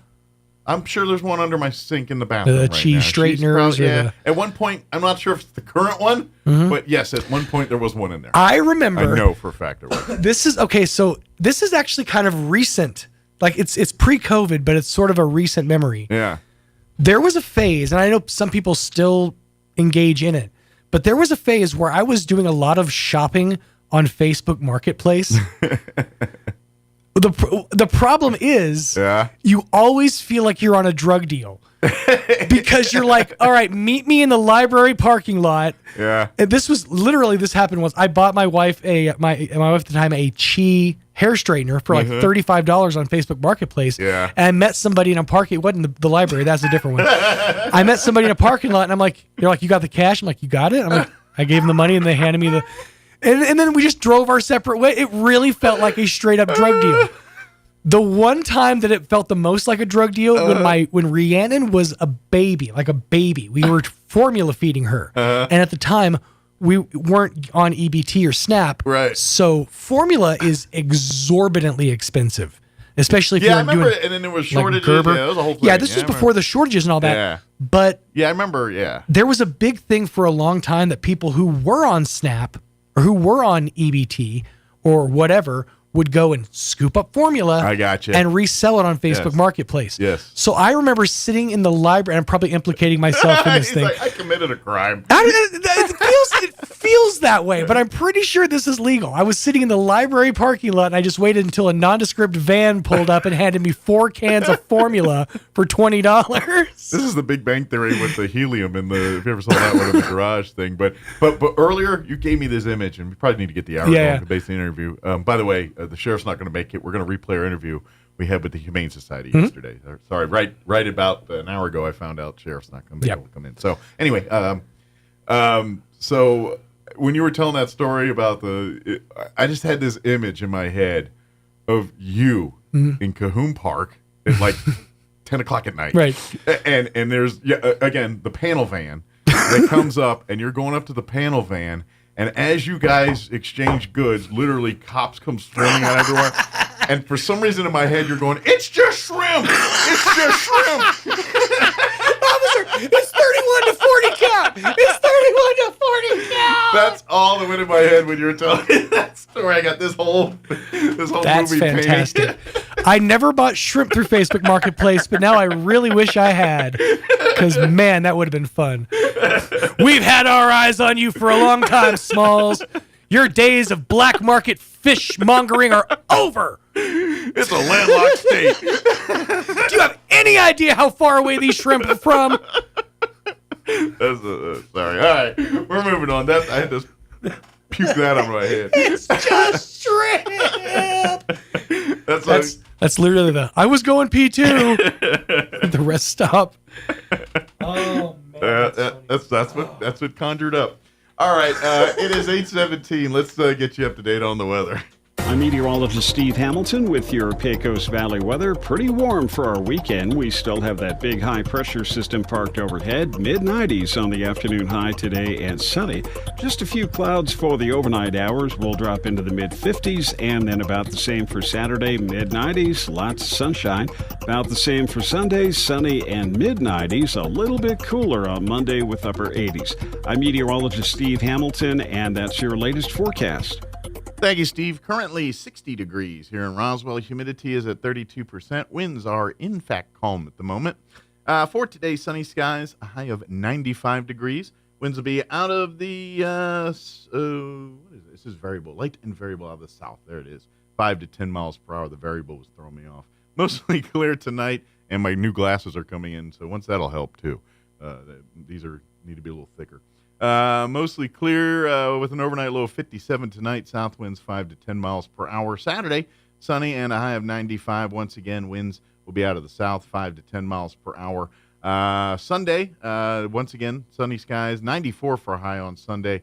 Winds will be out of the south 5 to 10 miles per hour. And then a cool down for next week. For Monday, Columbus Day, Indigenous Peoples Day, whatever you celebrate there. 88 for a high there and sunny. Tuesday, sunny and 85. Wednesday, sunny and 85. And Thursday, sunny and 87. So not too shabby temp-wise next week. All right, 8:18. We're going to take a quick 3-minute break. Then we're going to play our interview with Crystal Noble from the Humane Society. She joined us yesterday in the 9 o'clock hour. We'll play that for you next. Don't go away. You have a life, places to go, things to do, people to see, but it's hard to enjoy life when you have pain. You don't have to live that way. Softwave therapy from Premier Chiropractic in Roswell can help you. Softwave's cutting-edge technology is non-invasive and can help your body heal. This new technology uses therapeutic energy waves to activate the body's dormant stem cells to promote natural healing. Sessions are quick with short treatment times. Start healing today. Call Premier Chiropractic at 623-2900 or visit healthyroswell.com. Pressure Services, LLC in Artesia, New Mexico has immediate openings for experienced vacuum truck, kill truck, and hydrovac operators. Operators must hold a Class A CDL, at least 2 years of experience, and all positions require a clean driving record and must be able to pass a DOT drug and alcohol screening. Pressure Services offers great pay with IRA benefits and employer contribution towards health benefits. Please apply in person at 2702 North Freeman in Artesia, New Mexico. Equal opportunity employer. The perfect pair of glasses is a lot closer than you think. The Eyesight in Roswell, Carlsbad, and Hobbs is now accepting new patients 5 and up. The Eyesight accepts all VSP vision plans for full contact lens and glasses, as well as Medicare, Davis, and more. Designer frames from Maui Gyms, Oakley, and so much more. The Eyesight in Roswell, Carlsbad, and Hobbs offers complete eye care, including pre- and post-cataract and LASIK, as well as glaucoma testing. The perfect pair is waiting for you at the Eyesight in Roswell, Carlsbad, or Hobbs. Clearly the best in sight. It seems our pace of life gets faster and faster. We feel like we're being pulled in 100 different ways. This affects us in so many different areas. We sacrifice family time, we lose sleep, we work 50 hours a week, and unfortunately, we sometimes place God and His people on the back burner. Often God is moved down the list. After all, when do you have time to study, or pray, or meditate? When do we have time to join with other Christians in worship and fellowship? When we put God on the back burner, we've lost our 2 greatest sources of strength. The first source of strength is God Himself. The second source is our own Christian family. It's interesting to watch Jesus when His life gets busy. He always does a couple of things. First, He gets away from the crowd and spends one-on-one time with God. Second, He finds a place where He and His disciples can go and encourage and strengthen each other. Whether it's in the church building, a home, or around a restaurant table, is a perfect opportunity to strengthen and to be strengthened. Join us at the Country Club Road Church of Christ for worship at 10 a.m. on Sunday. Located on the corner of Country Club and Washington in Roswell. Join Hot New Country 92.9 The Brand and Fiero 106.1 FM for a special live broadcast this Saturday from 10 to 1 at Roswell Ford.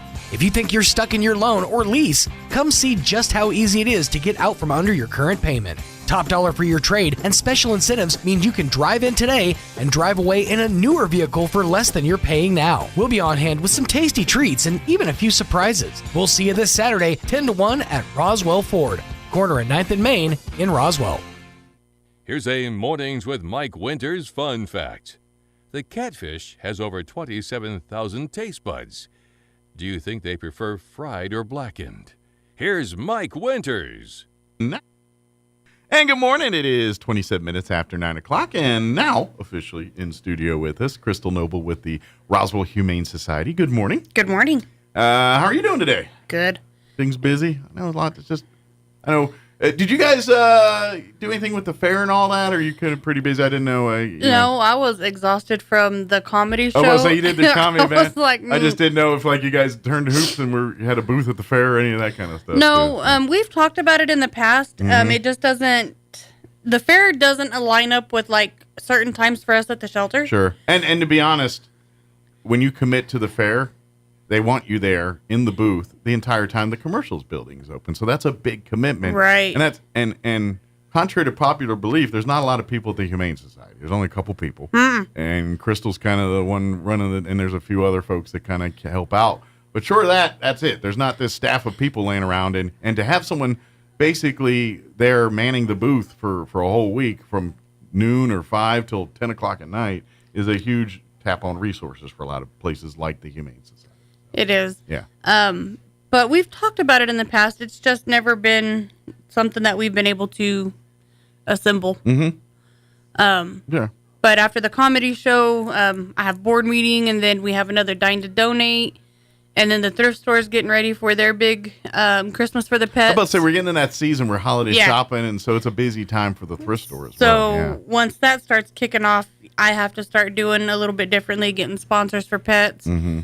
Because we do a big article in the newspaper right before their sale, and we've got 18 pets featured. And so we call around to local businesses, get them sponsored. And I like that. Do you get you? And I don't know, maybe you do, but you know how like the high school sports teams have a picture of their like an athlete, then they get you sponsored. Let's take pictures of dogs and cats and do the same thing. That's what we do, and it just goes into the newspaper, and it'll say Mittens and how old she is and all of her pertinent information, and then underneath it it's going to say sponsored by, and then however you ask me to say sponsored by. And as technology gets better and all that, maybe you can do a digital version. So you not only have the pictures, but because you know and I know what draws of the cat. It's the meow, it's the bark, it's the curl, the roll, the eye bat. That's what locks you like, oh my God, I gotta have that animal right now. So if you could just, even if it's just a 5-second. You know what we need? We need Harry Potter. Yeah, yes. So like when you open the card and it's moving, I need kittens going, meow. Yeah, but I'm sorry.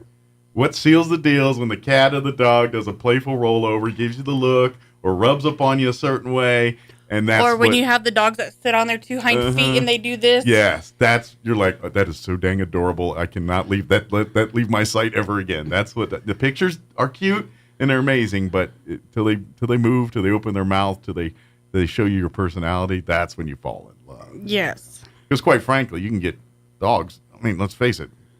Especially if they're the same breed, you get 10 black labs up there, like they all kind of look the same to me. You know what I mean? And unfortunately, that's a lot of the issues that we have is, everybody's got a Chihuahua. The Chihuahuas all look the same. Everybody's got a Lab. They all look the same. You got a German Shepherd. They all look the same. And so when you go into any shelter and you see 50 Chihuahuas, you really have a visual And we stereotype. Yeah, you don't have anything visually enticing. You're like, oh, it's just a bunch of Chihuahuas. Sure. It's a little dog, yappy, gonna be, just like every other little dog. And it's like, no, that's once you own the pet, or that's where the quirks come in. That's where you learn the personality.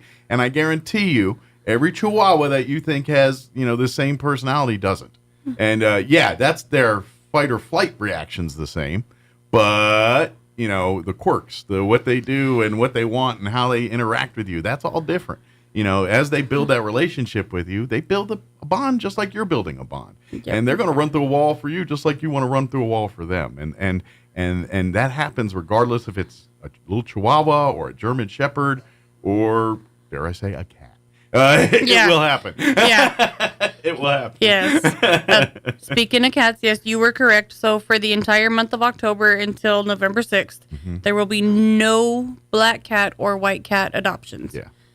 For reasons, there are, like you said, sick people out there that like to do very inhumane things to these animals. Yeah. If you own... Thank God it's a small percentage, but it's enough where it's a problem. And that's unfortunately, what it is. Yes. Roswell's not a big enough town for us to think, oh, we don't have that here. Yes, we do. I'd imagine in, some larger cities, they have to be much more stringent on this, and there's probably a bigger thing. But yes, quite frankly, 99.9% of the people around here, it's not a problem with. It's that 1% that is. And unfortunately, it's strong enough and powerful enough that we need to do something about it. And in the same token, if you're an owner of an all-black or an all-white cat, please do. It's probably not a good idea to them to be outside anyway. But I get it. Barn cats, you living out in the county, they do their thing. But if you do have that situation, be mindful. There might be some creepos searching your property, trying to catnap your cat for these sick purposes. So this is the time of the year where you put the sign up that says, "We don't call the cops, we reload." Don't let anybody on your property you don't know. Yep.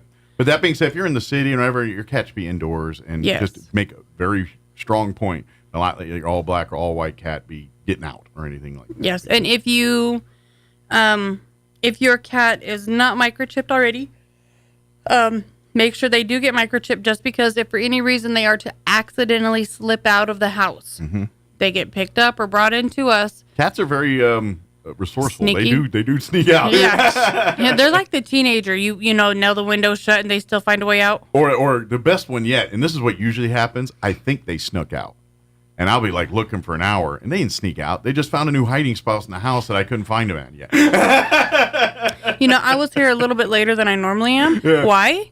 Because my little dog decided to act like a cat this morning. Yeah. I put her outside to go to the bathroom. Mm-hmm. I went back inside for a minute, went back out, and she has her little spot that she goes to. Yeah. She wasn't in her little spot. So I looked at her second little spot. She wasn't there. Mm-hmm. So I started hollering for her, and she didn't come. So I went to another spot that she occasionally goes to. She wasn't there. Mm-hmm. And then she comes from the side of the house, like, oh, hey, are you calling me? And I'm Yeah. like, little girl. I got to tell this real quick story because this is years ago. This is even the cat. This was Lucy, my cat, first cat. When I was introduced to cats, this cat came with my wife, Lucy. Awesome cat. After a little rough, rocky start. But at the end of the day, After she decided to like you. yeah. After I earned her love, we were copacetic there. But anyway, this was at a time where we were renting at a house, and the homeowner was doing some tile work, beautiful tile work in our kitchen and stuff. But the house was kind of a construction site. You know how cats are. This cat was freaked out. But he would leave the door open and things. And so we're getting nervous. We're like, dude, we got a cat here. You cannot leave the door open. The dog is loud and things. I can wrangle her. But the cat, this cat will leave. And we caught him with the door open, and we couldn't find the cat. And I'm like, oh, shit, this is bad. So I'm running around, and I'm looking through the bushes and going through all this stuff. And then I'm like, I can't find the cat. The cat's gone. We're done, man. This is bad. And I go into the living room, and I sit down in my chair, and there's a lump and a scream. The cat had buried herself inside the recliner, like in the guts of the recliner. Oh, my gosh. And until I sat down and almost crushed her. She's like, hey, help. Is when I realized the cat was safe. But that was one of those moments. And my wife, oh my gosh, my wife was just going out of her mind. It was not a good night. And I was ready to kill my landlord. I was like, you idiot, I told you to keep the stupid door closed. And once he found her, I was like, okay, good. Anyway, yes. I know that feeling. So if you have a cat, they are sneaky. Some are more curious than others, and some have no desire to go outside, and some have every desire to go outside. Yep. Make sure they're spay or neutered. There is a spay-neuter clinic for cats coming up October 19th and 20th, I want to say. 19th and 20th. Okay. And it's the Wild Blue coming out of Colorado doing it. Okay. They have appointments open and available. Go on Facebook to Wild Blue Rescue. And it'll show you, the Roswell area for the clinic, and you just click on the link, and then you fill out the paperwork and sign up. Feral cats, they do house cats. So if you need an animal or a cat, sorry, not just a dog, fixed, then call them, and that way you can get an appointment set up or click the link, fill out the paperwork. Yeah, it's inexpensive and it's beneficial to help. It is. It's very responsible. I laughed because we live out in the county, and I was like, why is we have one outdoor feral cat. Mm-hmm. He comes within a 15-foot radius, and that's his boundary. And when he's hungry, he's very vocal. Well, I'm like, why are you going through so much food? Well, another cat came along. I was about to say, there's a few more people eating. Didn't know that we had a new female kitty around. Well, the male cat we have is neutered. Okay. Somebody dumped a cat out in the county, and we now have feral kittens. Ended up on your property there. So. Yeah. And I'm like, what? Whoa. So I'm like, well, I guess I'm going to start trapping these guys, taking them, getting them fixed. Get them spayed or neutered or whatever they need done. And then, and here's the thing. Please be careful with that kind of thing.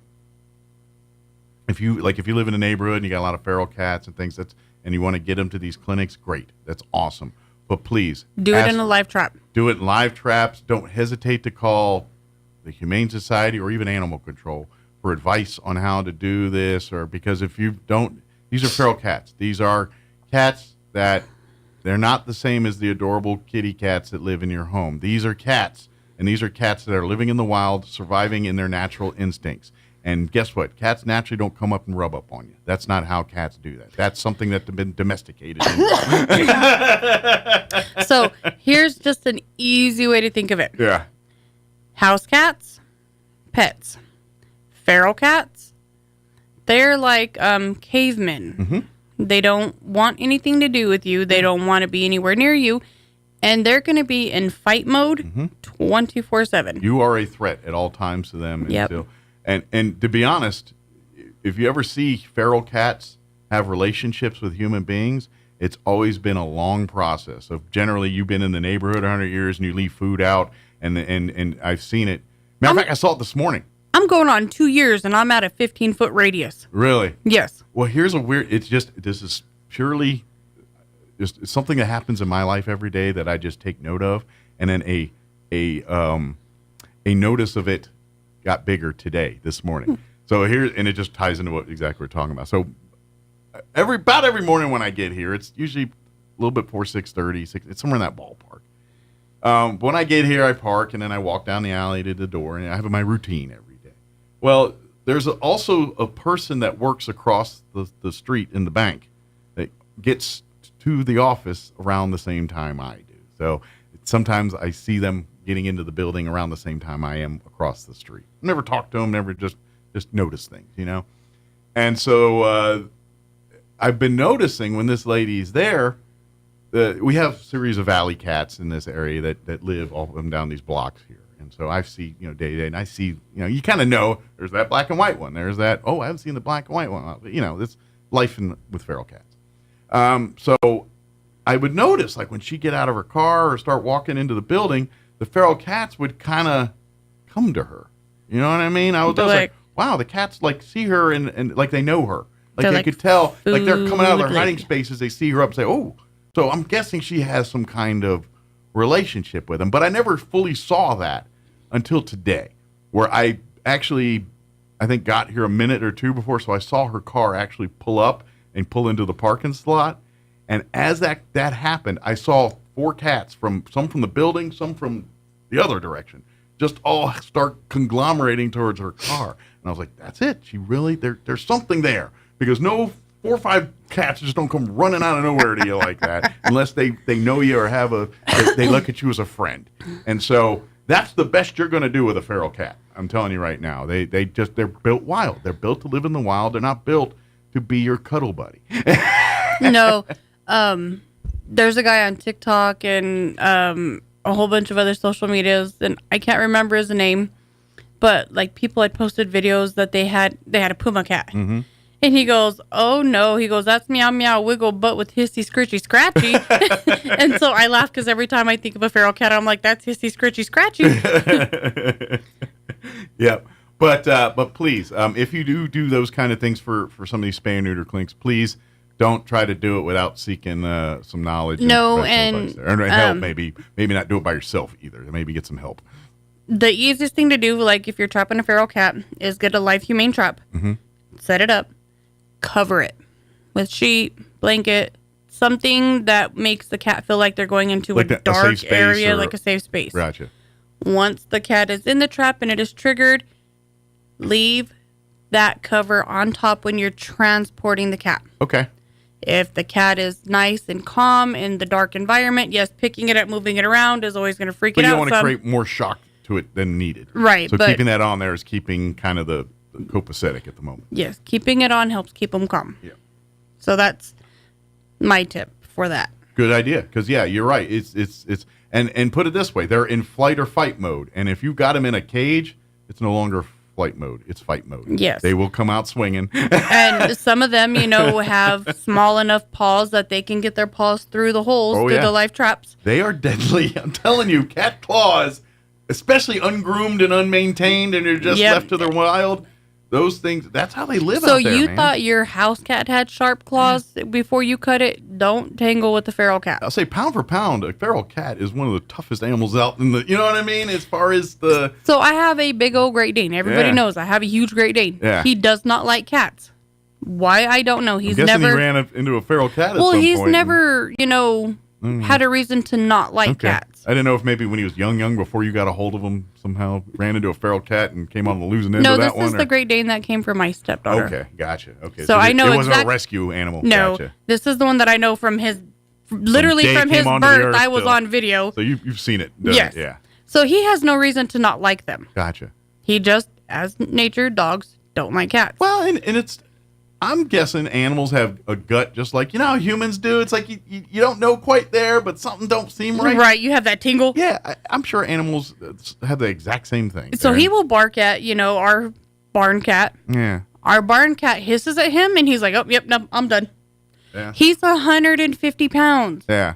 Barn cat is probably 20 pounds because he's overfed. But and to be honest, animals are way more intuitive with things like that. That's how they know. That's why you're seeing all dogs helping people that go into like seizures and things. They can detect that stuff before it happens and get. Right. I mean, there's an intuition in animals that we don't have, and our gut is probably level 1 of level 70 of that. You know what I mean? We're at the lowest of the low. Yeah, like they're way more Jedi with that than we are. Start calling my dog Jedi. Come here, Jedis. Yeah. Exactly. Really quick thrift store stuff. Yes. So yesterday they had probably a truckload of Christmas or Halloween costumes donated, brand new. Oh, nice. So if you're looking to... So if you need any Halloween decor, like this truckload was nothing but Halloween. Oh, wow. So Halloween decor costumes. They have like loads of costumes. They have 6 racks. I just got this image in my head as someone was about to set up for Halloween and like the spouse said, no, not this year. Get rid of it. And, and it ended up on your door.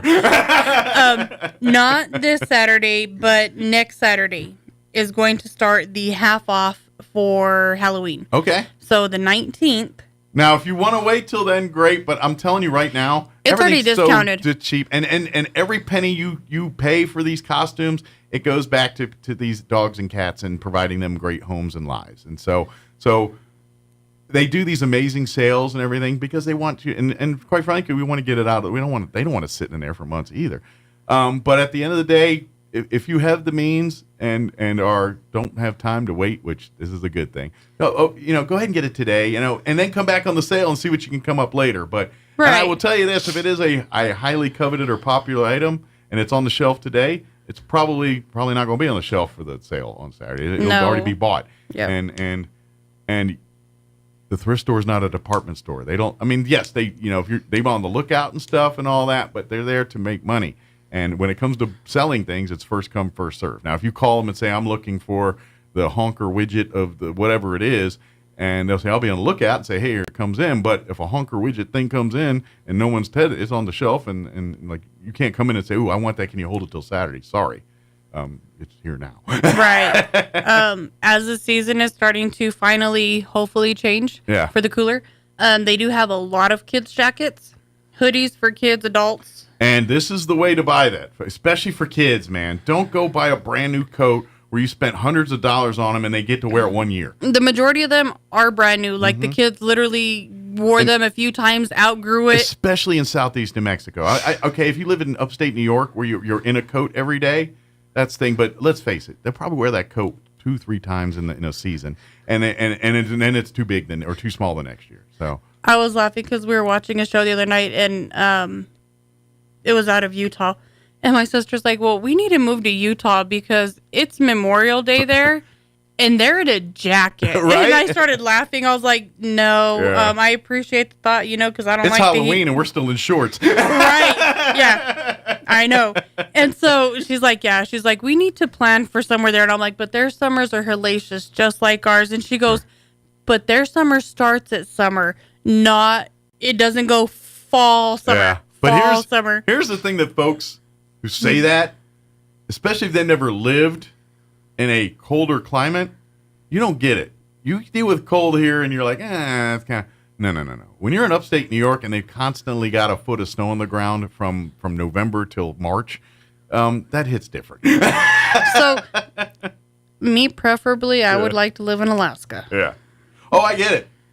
But again... That's another one because they deal with the double issue of where 6 months a day. Yeah, because of where they're located, proximity wise. There's I hate the daytime. I prefer the nighttime. But they really legitimately have depression issues during the winter because there's 1 hour of daylight a day, and so they deal with some of that. That's like there's these cool extremes that Alaska people love, but there is a dark side to it, and you hear there's drug problems and things. There's big issues with some of that stuff in Alaska because it's wilderness. It's nothing, and if you can't handle that, it's going to treat you different. And some people come up there thinking it's delightful, and they realize you got to be built different to live up here.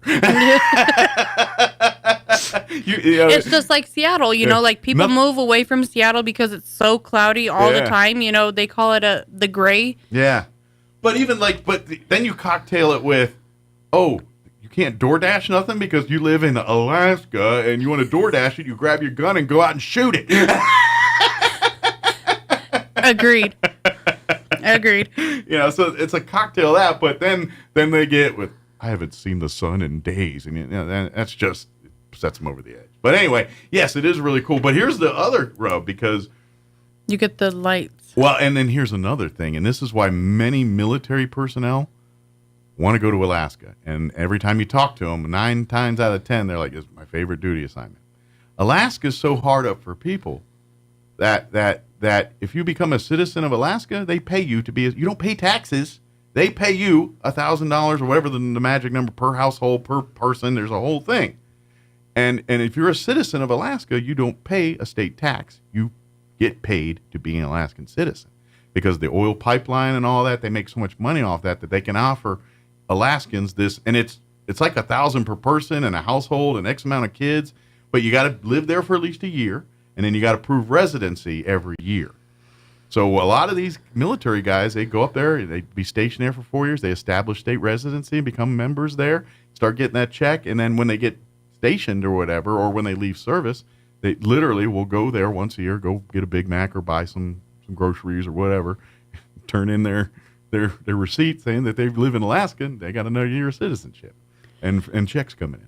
So there's some pluses to being an Alaskan. Can I get a P.O. box? Does that require? Does that establish residency? Yeah. Matter of factly, if you're a mark for reality TV and stuff, you've ever watched the Alaskan Bush People shows? That was kind of a hit on Discovery half dozen years ago. They got kind of popular and famous, and they lived in the Alaskan bush. And then the family and the head of the family's died here in the last couple of years, and cancer. There's a whole. They started in Texas. It's basically a country family that they moved to Alaska and lived. Anyway, they got popular on TV, but then they came down and because of medical and stuff, they moved back into the States, and they were in Seattle, and I think they ended up in Denver, in Colorado, not Denver, but in Colorado, up in the middle of nowhere, up in the mountains there. But anyway, some of the family members got arrested and went to jail, and it was all because of that "were you real resident" stuff, and you're getting checks and not collecting the checks on it. And so that, wait a minute, we're seeing you on TV in Denver and stuff, but you're claiming Alaskan residency, and I'm going to say the dad and maybe one of the sons served jail time over that. So that's a thing. Back to thirst for really quick. Sorry, I got way on a tangent. So did I, because I said Alaska. They have a lot of clothes. They have, they're heavy right now. They are heavy stocked on clothes. She's got so much clothes that she's got clothes just piles falling over because she's trying to get everything hung up and put out on the shelves. Mm-hmm. Shoes, kids, men's, women's. A lot of them are brand new. Or barely used. Yes. And especially if you're doing like more expensive dress shoes or shoes that you need, your church shoes, or if you're a business professional and need shoes like that, and you drop $100 without even looking on those shoes, you'll find those same shoes at the thrift store that are just in good condition or brand new, but they ain't $100. They're like $10. Right. And then if somebody's looking for a new gas stove, they had a gas stove donated. Very nice, very clean. Excellent. Got the heavy cast iron grate on the top. So it's got a lot of life left in it. Yeah. I was like, ooh, I don't even think it's more than 2 years old. The guy just decided to buy matching appliances in his house. It didn't match, so he donated it. So you get something, and quite frankly, you've ever bought new appliances recently? They're expensive. Like everything else, they're very expensive right now. So everything. And then if it's a gas range on top of that, right? More desirable, more costly. I love my gas stove. I don't like electric, and I will try to keep my gas stove forever and a day. Sure. And then if you want to start a whole slew of people, start putting stories out in New York like they want to ban your gas stoves and everything, and that's how you get everybody and their uncle wanting to buy gas stoves real quick. Yeah. That's how you make me real angry. Exactly. That's how people work. Tell me you can't have it. Oh yeah, watch this. Right. I see that store right there that sells them. I'm gonna go buy them. Mm-hmm, exactly. So, but anyway, they got one, and you can get one on the cheap that's in great shape, great condition, and every dime when you do that you saved on it, you're helping the Humane Society. So if you need a range, a gas stove here, and with the range and all that. And what color is it? Just 'cause people black care and about gray. it. Black and gray. So it's black, then it's got the gray on the top, and then the black. That's gray. one thing. It's like, is it white? Is it gray? Is it? No. What's the stainless? I think that's a popular one now. Stainless or whatever. Yeah, stainless steels, Yeah. and then the all blacks. Although they lie on that. Smudge free my butt. That is true, because that is what I have at home, and I can tell when somebody's been in the refrigerator because I see the coop, and I'm like. And then you have to buy the special stainless steel washing rags or spray. Yeah. It's stained. I was like, that's a bunch of hokum. But anyway, sorry. But it does work well as but you got to clean it if it's stainless. They lie to you. But anyway.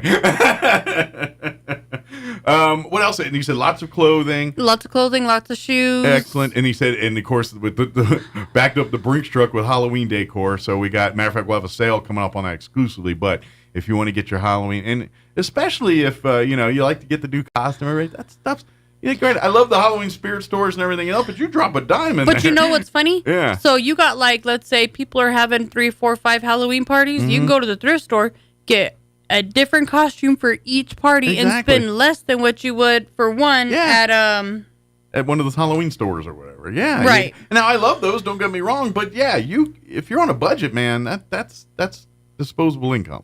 So if you want to do those things, but you don't have hundreds of dollars to spend on it, go down to the thrift store, spend $50, and get all the same stuff. You know what I mean? And that's really, and at the end of the day, you're giving back to the community. So and even if you decide that you're going to do the whole DIY Halloween costume, I'm pretty sure you can find all the items. Yeah, they're there. Yeah, exactly. So before you go hit those up, I'm just saying, take a stroll through the thrift store. Maybe we can give you more for less. Yes.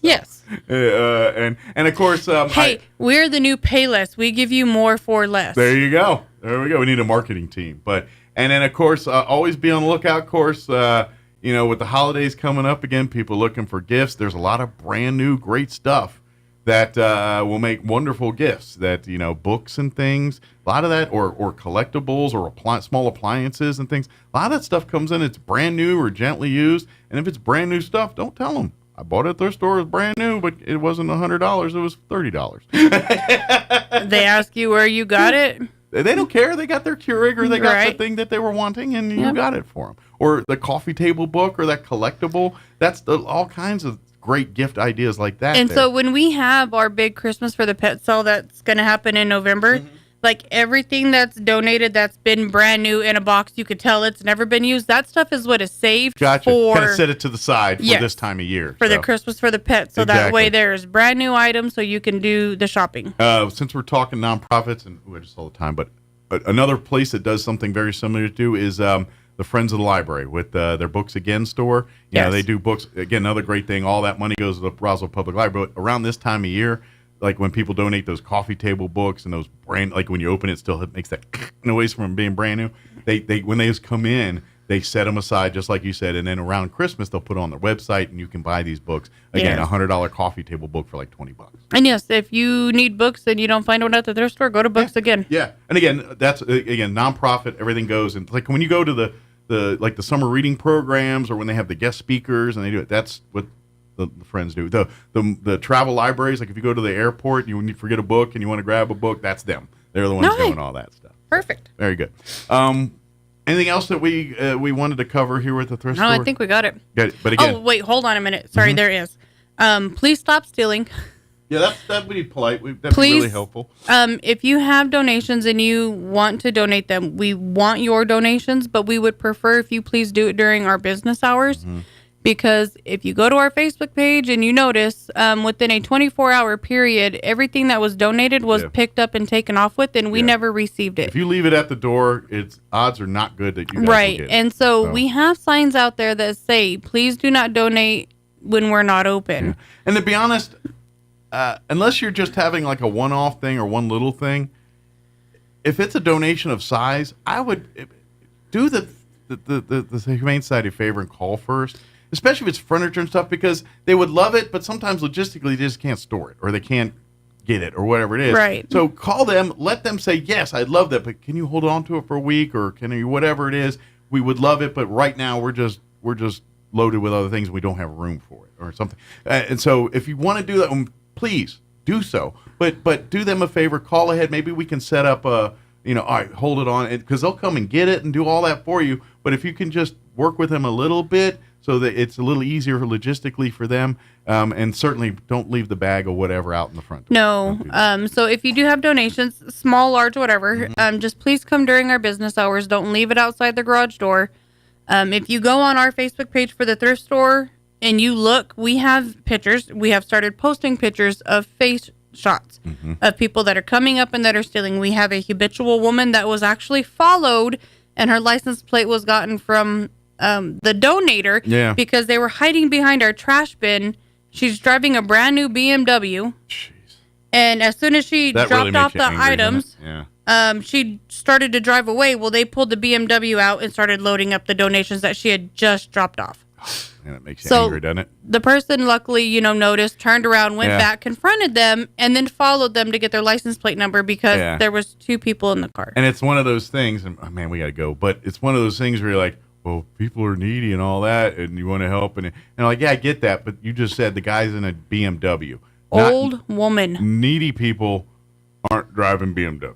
I'm just saying. No. And it's an older woman, a woman who knows better. Yeah, these are people that are just bad people. Yes, but go to the Humane Society Facebook page, go to the Thrift Store Facebook page. Their pictures and faces are posted all over. If you know them, call us, tell us, so we can get a police report made and trespass them from the property. Absolutely. Well, Crystal, as always, thank you. Thank you. And again, folks, be on the lookout. Come help out everything. You know what? This is still that beautiful time of year weather-wise. If you've got time in your hands and want to spend time with the pets, taking them for walks. Yes, dog walkers are highly needed. A great way to support the Humane Society because you're in fact making those animals more people comfortable. And so it does make them more adoptable. It makes them more outgoing, and people don't like shy corner dogs. They want dogs that lick their faces and jump up in them. And you are helping to give those dogs reasons to do those things. Yes. Yes. So, good stuff. Thank you as always. We'll see you here in a couple of weeks.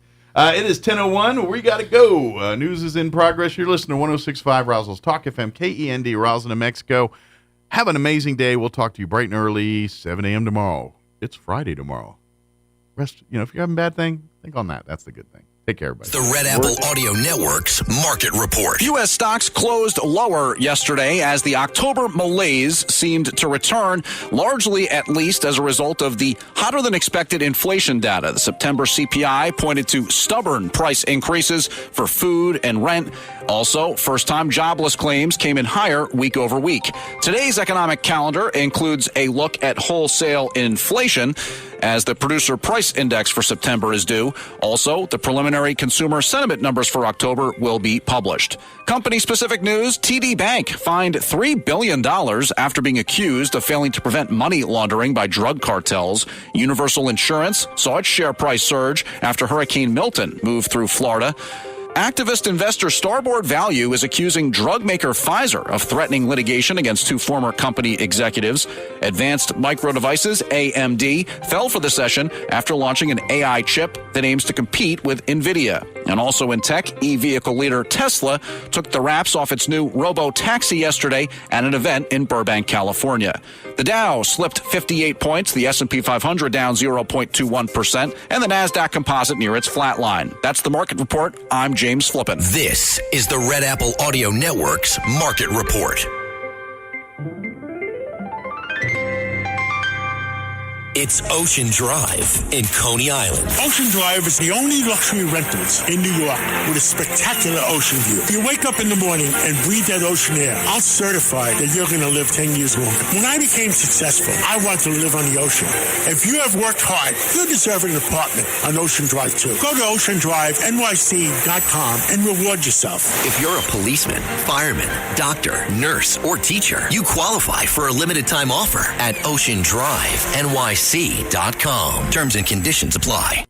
At Artesia General Hospital, we know it's early, but schedule your mammogram today and save. Call 855-RAD-EXAM and save 10% off mammograms scheduled through October, Breast Cancer Awareness Month, and get a refreshing drink discount from Kith & Kin in Artesia or Blue House in Carlsbad. We use leading-edge, FDA-approved Genius 3D mammography technology to deliver more accurate results faster and with more comfort. Women over 40 do not need a referral for yearly screenings. Learn more at artesiageneral.com/mammogram. Join Hot New Country 92.9 The Brand and Fiero 106.1 FM for a special live broadcast this Saturday from 10 to 1 at Roswell Ford. If you think you're stuck in your loan or lease, come see just how easy it is to get out from under your current payment. Top dollar for your trade and special incentives means you can drive in today and drive away in a newer vehicle for less than you're paying now. We'll be on hand with some tasty treats and even a few surprises. We'll see you this Saturday, 10 to 1 at Roswell Ford, corner at 9th and Main in Roswell. Roswell's home for talk radio is 106.5 FM, KEND Roswell. And we're closing in on 9 o'clock. Town Hall News coming up here in just a few seconds. Stay tuned. John LeMay with the Historical Society will join us next hour, talking about some of his books and the Historic Book Fair coming up here as well. All of that coming up next hour. Stay tuned. You're listening to 106.5 Roswell's Talk FM, KEND Roswell, New Mexico. We will be back on the other side of news. Please don't go away. Happy Friday, everybody. Breaking news this hour at townhall.com. I'm Bob Agnew in Washington. Florida residents are continuing to repair the damage caused by Hurricane Milton and figure out what to do next. Roger P. Schulman is news director for Salem Media in Tampa and says the number of fatalities has been low for a storm of this intensity. I think it's because people did evacuate this time. Helene scared them, so they did evacuate for Milton, and that was a good thing. Milton left at least 8 people dead. While Hurricane Milton's devastation in Florida is still generating headlines, one Dallas company is not forgetting survivors of Hurricane Helene in the Carolinas, Georgia, and elsewhere. Patriot Mobile is delivering generators, blankets, and other essentials in its company trucks to residents hit by Helene.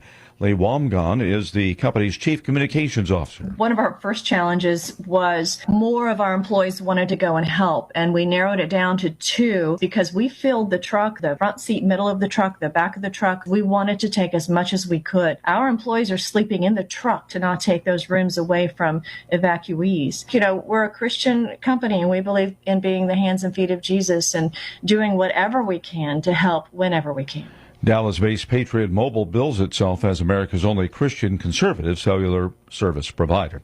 Former President Trump holding on to a slight lead over Kamala Harris in one nationwide poll. The latest Rasmussen Report's national telephone and online survey finds that if elections were held today, 48% of likely U.S. voters would vote for Donald Trump, while 46% would vote for Kamala Harris. 3% say they'd vote for some other candidate, and 3% are undecided. That is Bernie Bennett reporting in Washington on Thursday. The United States will be imposing a total of approximately $3 billion against TD Bank. The announcement from Attorney General Merrick Garland after TD Bank became the largest bank in U.S. history to plead guilty to violating a federal law aimed at preventing money laundering. More from townhall.com. Everybody wants cheap airfare, but where do you find it? You call Low Cost Airlines. Their prices are direct from the airlines, and they're so low you can't find these fares published anywhere. They specialize in cheap flights, discount hotel rooms, cheap car rental rates, and great package deals anywhere around the world. Wherever you want to go, they can help you get there cheaply and with a best price guarantee. If you want the lowest prices on your airline tickets or other travel services, call now. That's right, call. That's the only way to get these rates. Experts are standing by 24/7 to get you the cheapest airfare and hotel rates available. So don't wait. Call right now for the lowest travel prices anywhere and for great last-minute travel deals too. Call 866-755-5300. That's 866-755-5300. Again, that's 866-755-5300. Call us right now. A former drug enforcement agent has been convicted of protecting drug traffickers. A former DEA agent in Buffalo, New York, was convicted of corruption following a second trial on charges he used his position to protect drug traffickers he believed were associated with organized crime. Jurors found Joseph Bongiovanni guilty of 7 of the 11 counts he faced. Prosecutors said Bongiovanni, for at least a decade, took bribes and shielded childhood friends who became drug dealers and other suspects with ties to organized crime. Bongiovanni, one of 16 DEA agents brought up on charges since 2015, faces up to 20 years in prison. I'm Norman Hall. Legendary player Rafael Nadal has announced his retirement from tennis. One of the most accomplished tennis players of all time, he announced his retirement on Thursday at age 38, ending the most dominant clay court career in the history of the sport. Breaking news and analysis at townhall.com. Correspondent Shelley Adler has a report for us on the death of Ethel Kennedy at the ripe old age of 96. The widow of Robert Kennedy raised their 11 children after he was assassinated and remained dedicated to social causes and the family's legacy for decades. In remarks in October of 2012, Kennedy said faith helped her cope after Bobby's death in 1968. When we lost Bobby, I would wake up in the morning and think, he's okay, he's in heaven, he's with Jack and a lot of my brothers and sisters and my parents. In a statement, the family said Kennedy leaves behind 34 grandchildren and 24 great-great-grandchildren, along with many nieces and nephews, all of whom loved her dearly. I'm Shelley Adler. Ethel Kennedy never remarried, and she devoted herself to working on behalf of the causes her former husband had championed. More on these stories at townhall.com.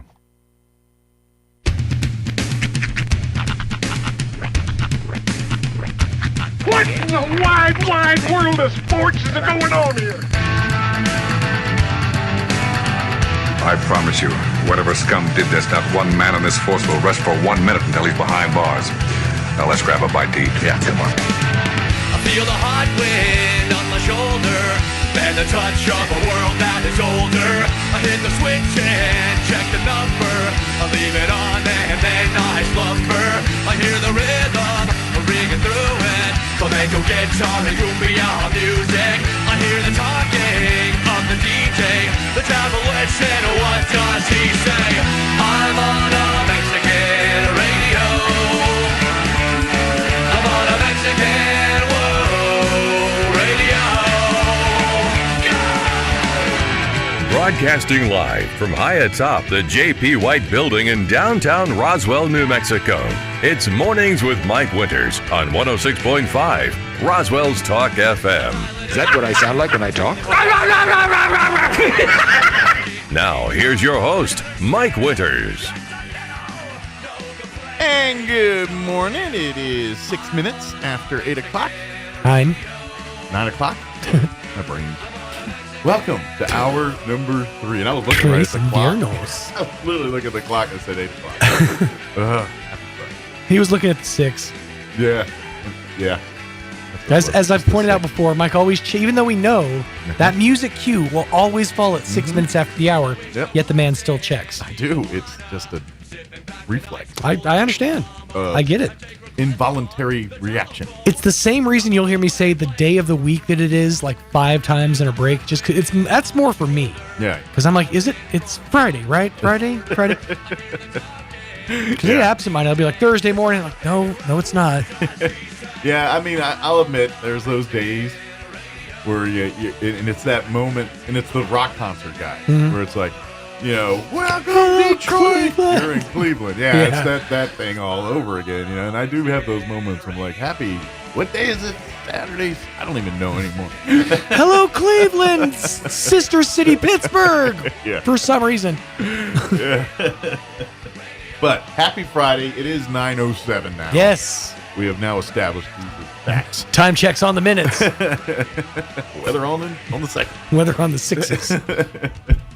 I still, every once in a while, not on radio, but on TV, I'll hear like weather on the 8s. Every once in a while. It's pretty much dead on radio, but you hear it on TV. You know what's really sad? The one place you would think that you could turn to for like weather coverage during these traumatic storms, the 1, 2, turn to, the Weather Channel, they had nothing on the hurricanes. Do they even do weather anymore? No, it's like weather-based reality shows. Yeah, but do they even do weather? Like, I mean, granted, they still do weather on the 8s, but that's pretty much it. On the 8s, yeah, okay. That's where you're hearing well, in all fairness, Who sits there for hours on end watching the same forecast over and over and over? My grandpa, your grandpa, his grandpa, all y'all's grandpas.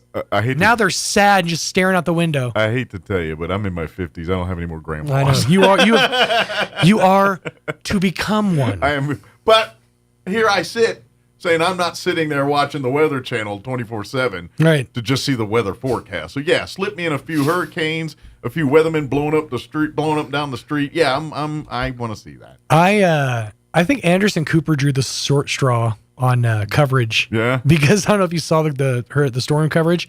They had him standing on a bridge, water's like coming over the bridge. He's getting smacked in the face with debris. All while just standing there trying to do coverage. But did he find the mole? He did not find the mole. No. That's a bit of a callback. No one's ever found the mole. Wasn't it like Seth Green or something? Well, there were several moles. That show went on for many seasons. The celebrity mole was the one. But predating celebrity mole was just the mole, and they had just average people play the mole. And to be honest, I was a mark. I loved it. This was in the heightened days of Survivor watching, and when the mole. Matter of fact, the mole premiered after one Super Bowl. That's how I got into it. I was watching the Super Bowl. And the Mole Show came on, and I didn't know Anderson Cooper, and he wasn't famous then. He was the host of the Mole, and I got into that show, man. It was kind of fun. It got ridiculous by the time Celebrity Mole hit. There was a show. The first Mole without celebrities was pretty entertaining. There was a show that just came out, like I want to say a year ago. Is it called Outlast? No, that's not it. There was another show that was basically the plot of the Mole, just with a new in 2023 probably or into whatever. that. Yeah, it was like one person was there to subvert everybody else. I'm kind of a mark for those shows. Like, you remember that Manhunt show that was like on History Channel or whatever? I like that show. We've absolutely talked about Manhunter before. That is, I love that show. That is the world's most dangerous game. Yeah, the TV show. Yeah, because you're running. I mean, these people are like fleeing terror in their eyes from this guy who's just riding on a horseback. Maybe like 100 feet behind him, and he's like tasting like the ground to be like, they've been by here recently. The same reason I watched Jousting on the History Channel, because I loved that. And but there was another show, and then we gotta get going because it's a busy hour.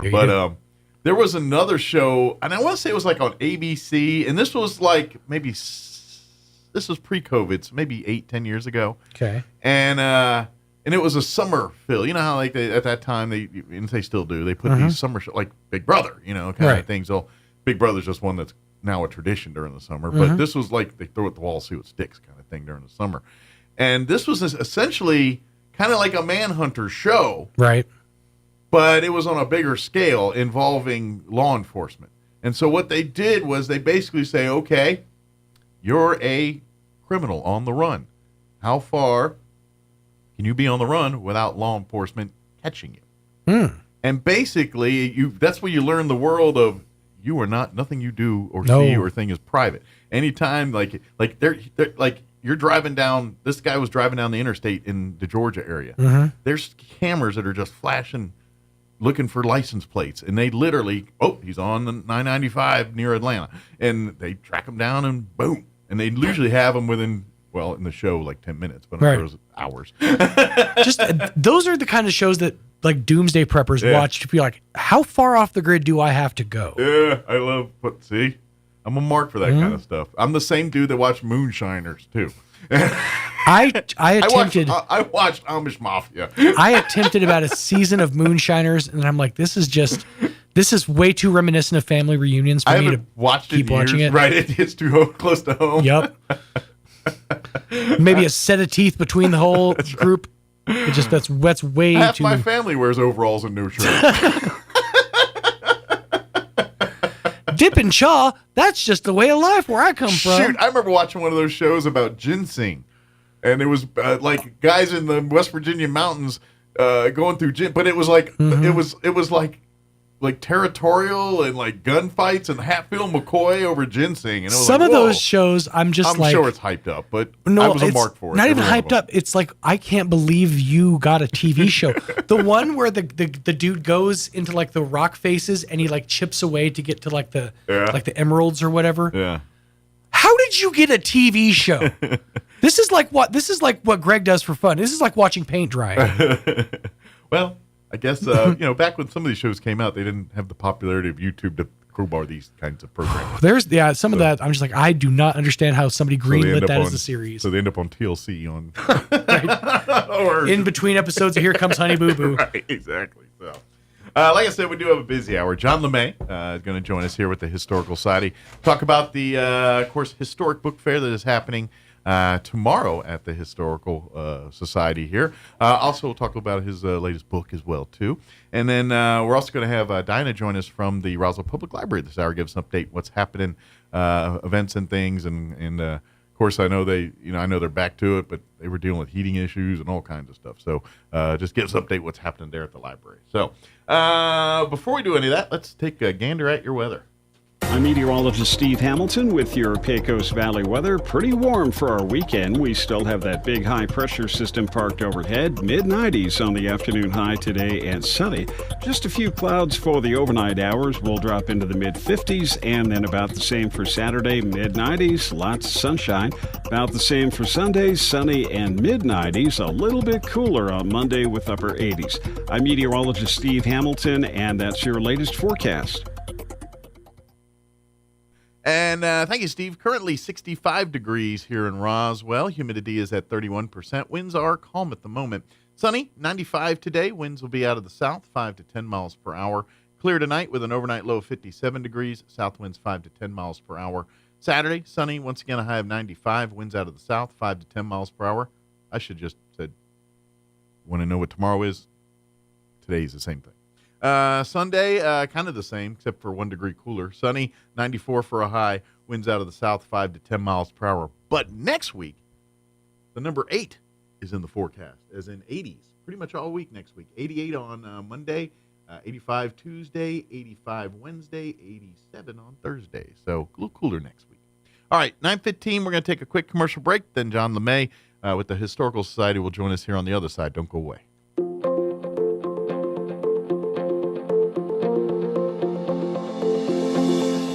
I've heard it said, speaking my mind is easy, speaking it tactfully, not so much. Hi, this is Pastor Troy and Julie Smotherman for The Joy of Marriage. Proverbs 15:15 says, a gentle answer deflects anger, but harsh words make tempers flare.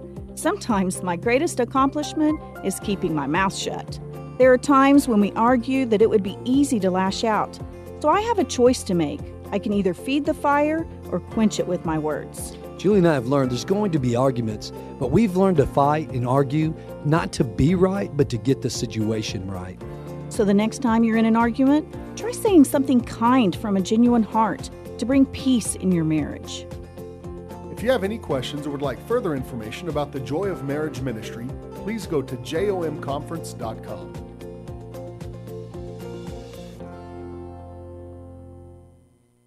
Son, get in the car. No, Dad, not your car. It smells horrid and it looks awful. I'm scared, Dad. I'm really scared. Is your old car really scary?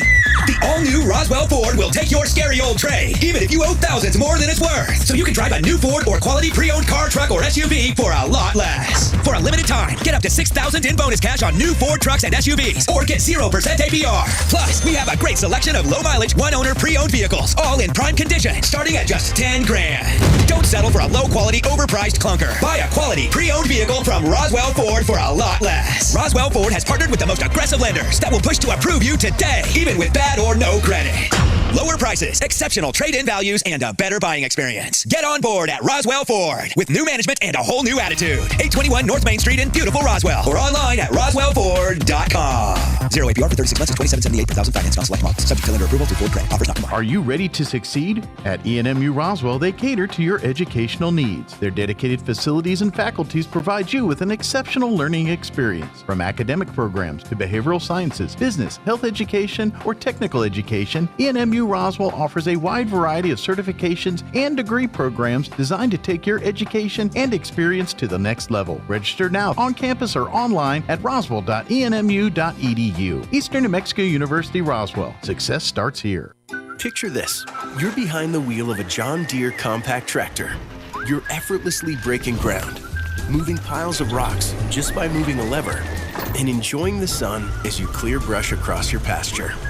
We could keep trying to put you in the moment, but to really understand what this feels like, you just have to get in the seat. Stop by Pecos Valley Equipment in Artesia and Roswell, or visit us online at pecosvalleyequipment.com.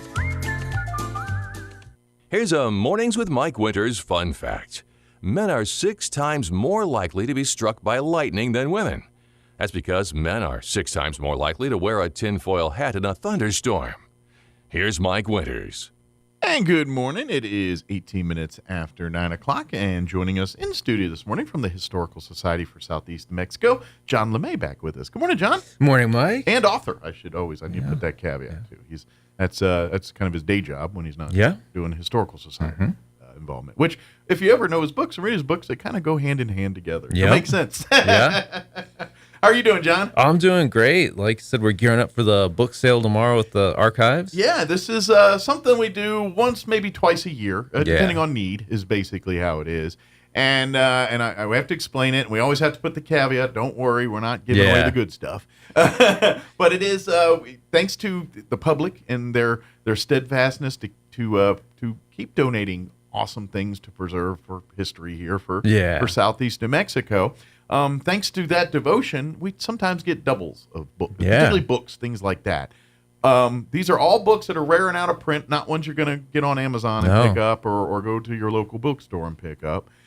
These are books that are probably sitting on the shelves of families and things like that, but we have some in our archives. But sometimes we have 4, 5, 6 copies of these books. Yeah.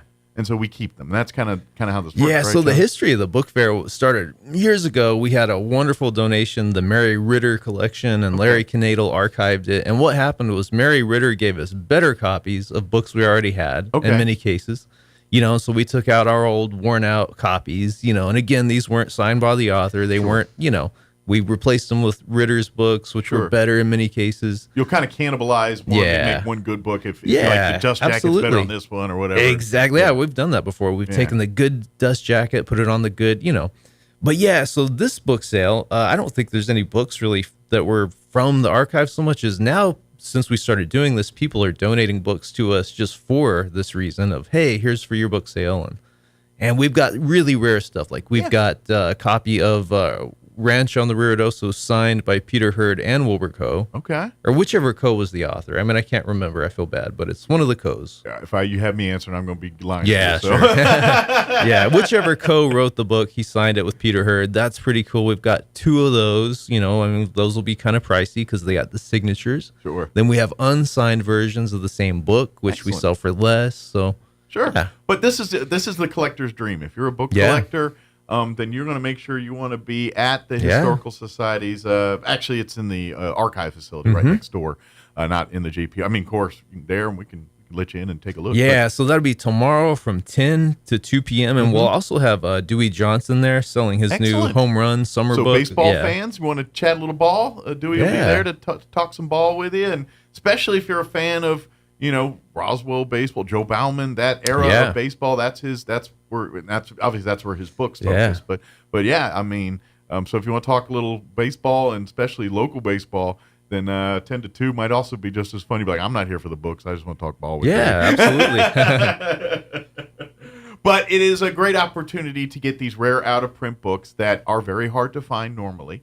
So for collectors, if you like those, of course, the holiday is around the corner. If you have a collector in your shopping list there's going to be some great stuff. One other thing that's always a part of these historical book fairs is the $5 mystery bag, and that is going to be a part of this year as well. You know what, Mike? I think we finally sold all those, and we didn't do them again. But you did.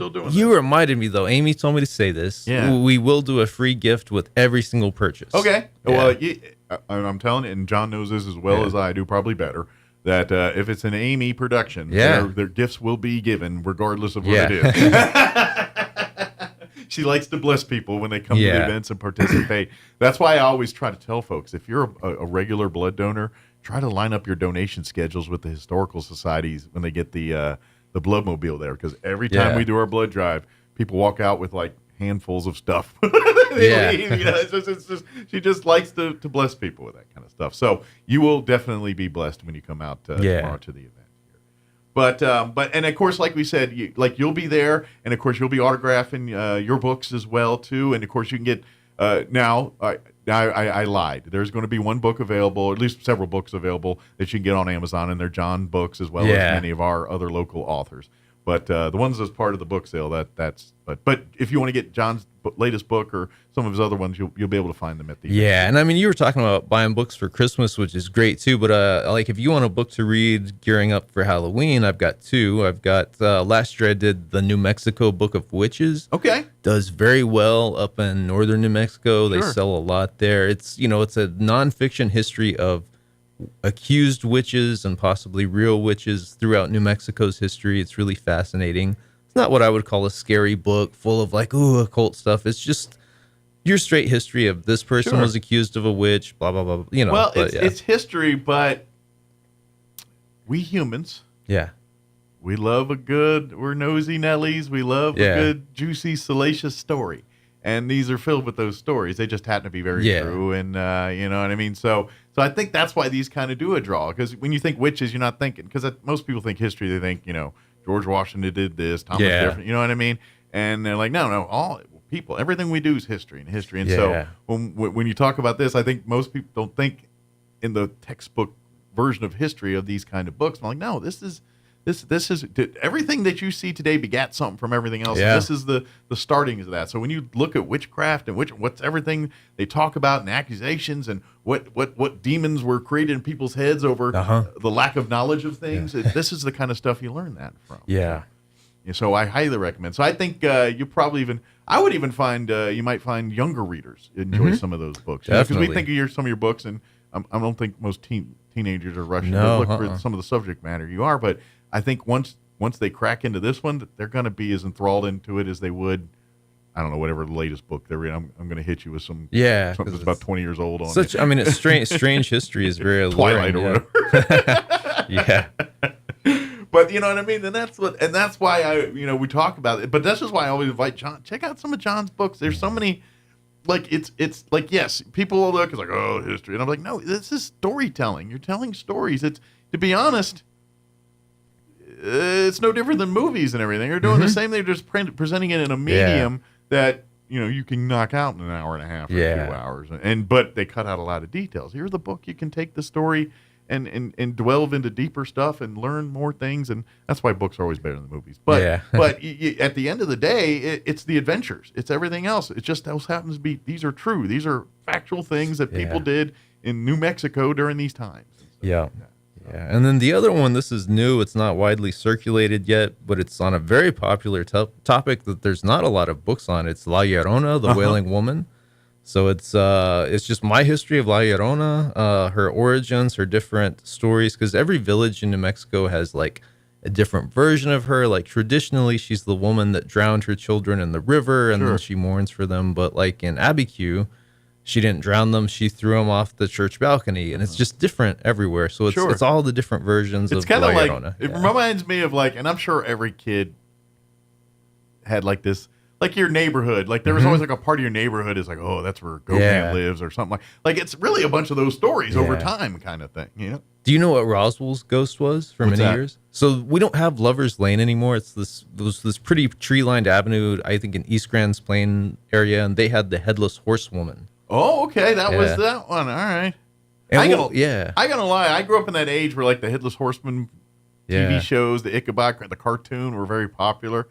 And as a younger day, that was kind of one of those things. You're like, am I going to open the door and the guy with a pumpkin for a head is going to be standing in front of me?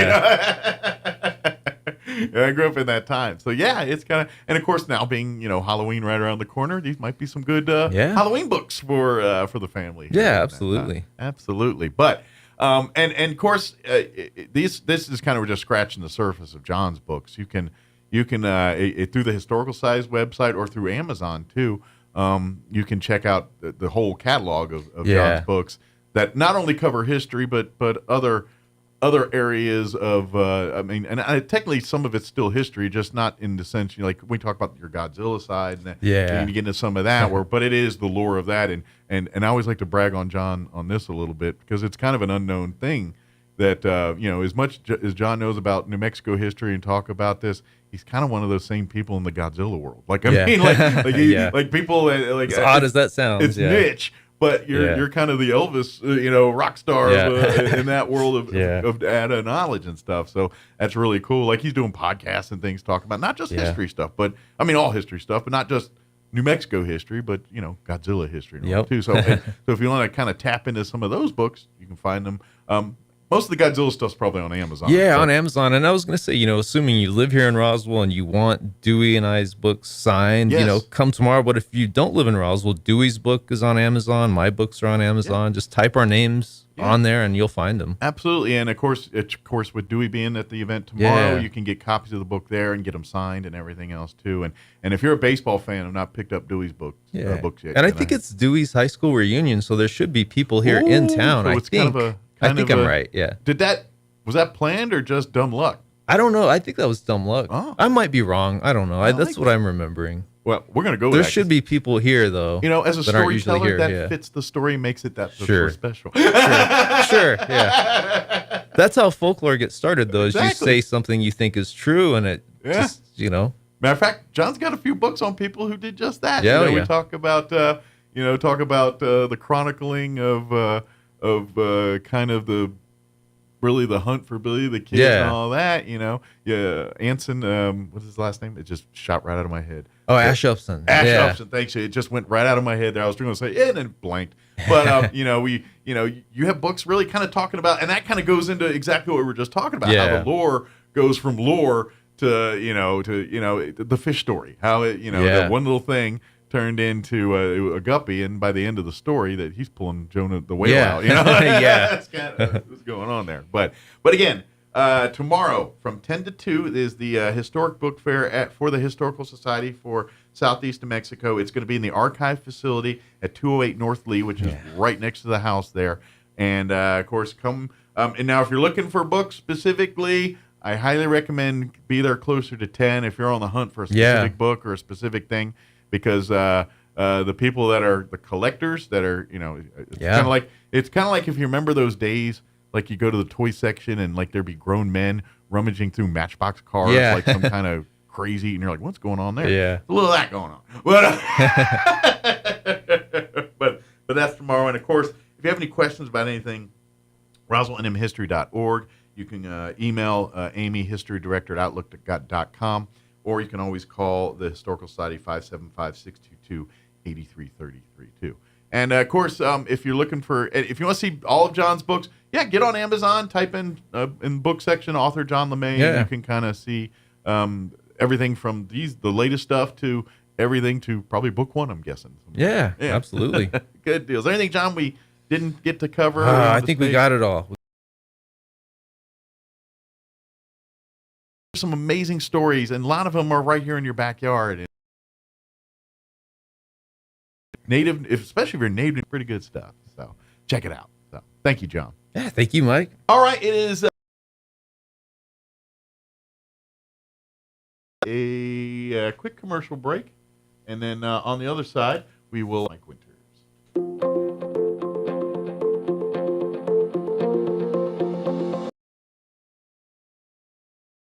My mind is easy. Speaking it tactfully, not so much. Hi, this is Pastor Troy and Julie Smotherman for The Joy of Marriage. Proverbs 15:15 says, a gentle answer's flare. Sometimes my greatest accomplishment argue that it would be a choice to make. I can either feed the fire or quench it with my words. Julie and I have learned there's going to be arguments, but we've learned to fight and argue, not to be right, but to get the situation right. So the next time you're in an argument, try saying something kind from a genuine heart to bring peace in your marriage. If you have any questions or would like further information about the Joy of Marriage Ministry, please go to jomconference.com.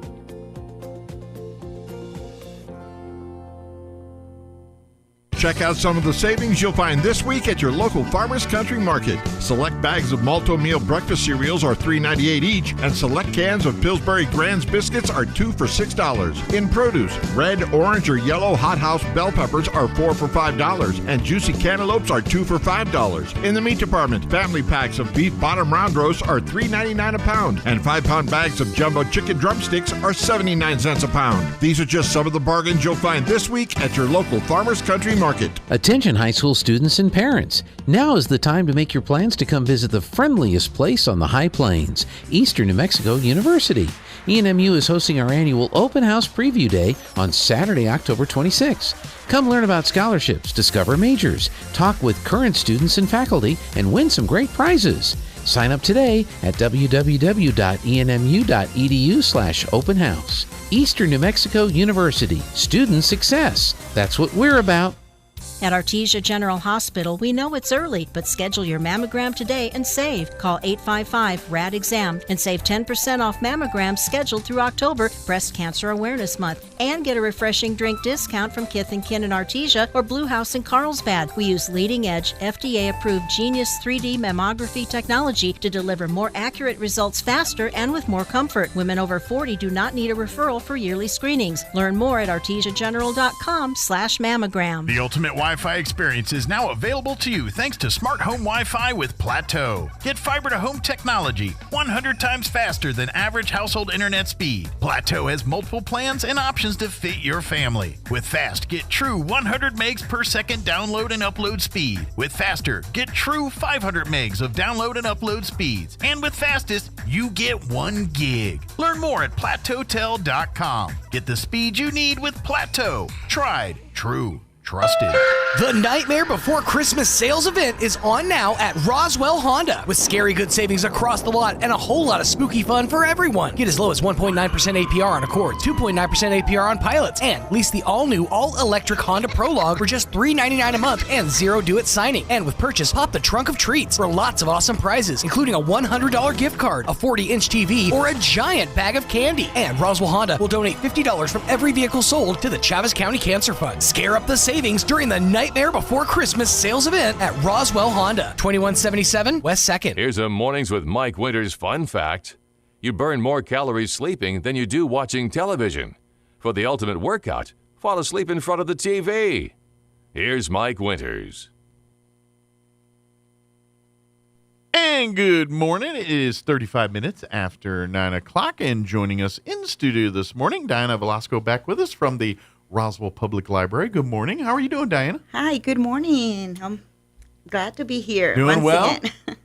First off, because last time we talked, I don't know if it was yourself or Caitlin, but last time we were talking with library folks, that was kind of during the middle of the air conditioning issues, and so things were slightly unpleasant. They postponed a lot of the kids' daily activities. You can still go in and check books and all that, but they kind of put a lot of the day-to-day events on a hiatus because of that. I'm sure everything's recovered now, and we're back to mostly normal for all that stuff. Yes, thank God everything is going so well, and everybody's welcome. It is a comfortable temperature in the library once again, yes. It is, and most of the kiddos, they missed being at the library. Well, and that's just it. That was who probably got hurt the most because, all the preschool story times and all those events that happen each, kind of on schedule each week like that. Those are staples in these kids. They're there on those days that they're for story time. All right, it's time for it in Spanish. We're here for it. So, it's time to read to the pets. We didn't, those events are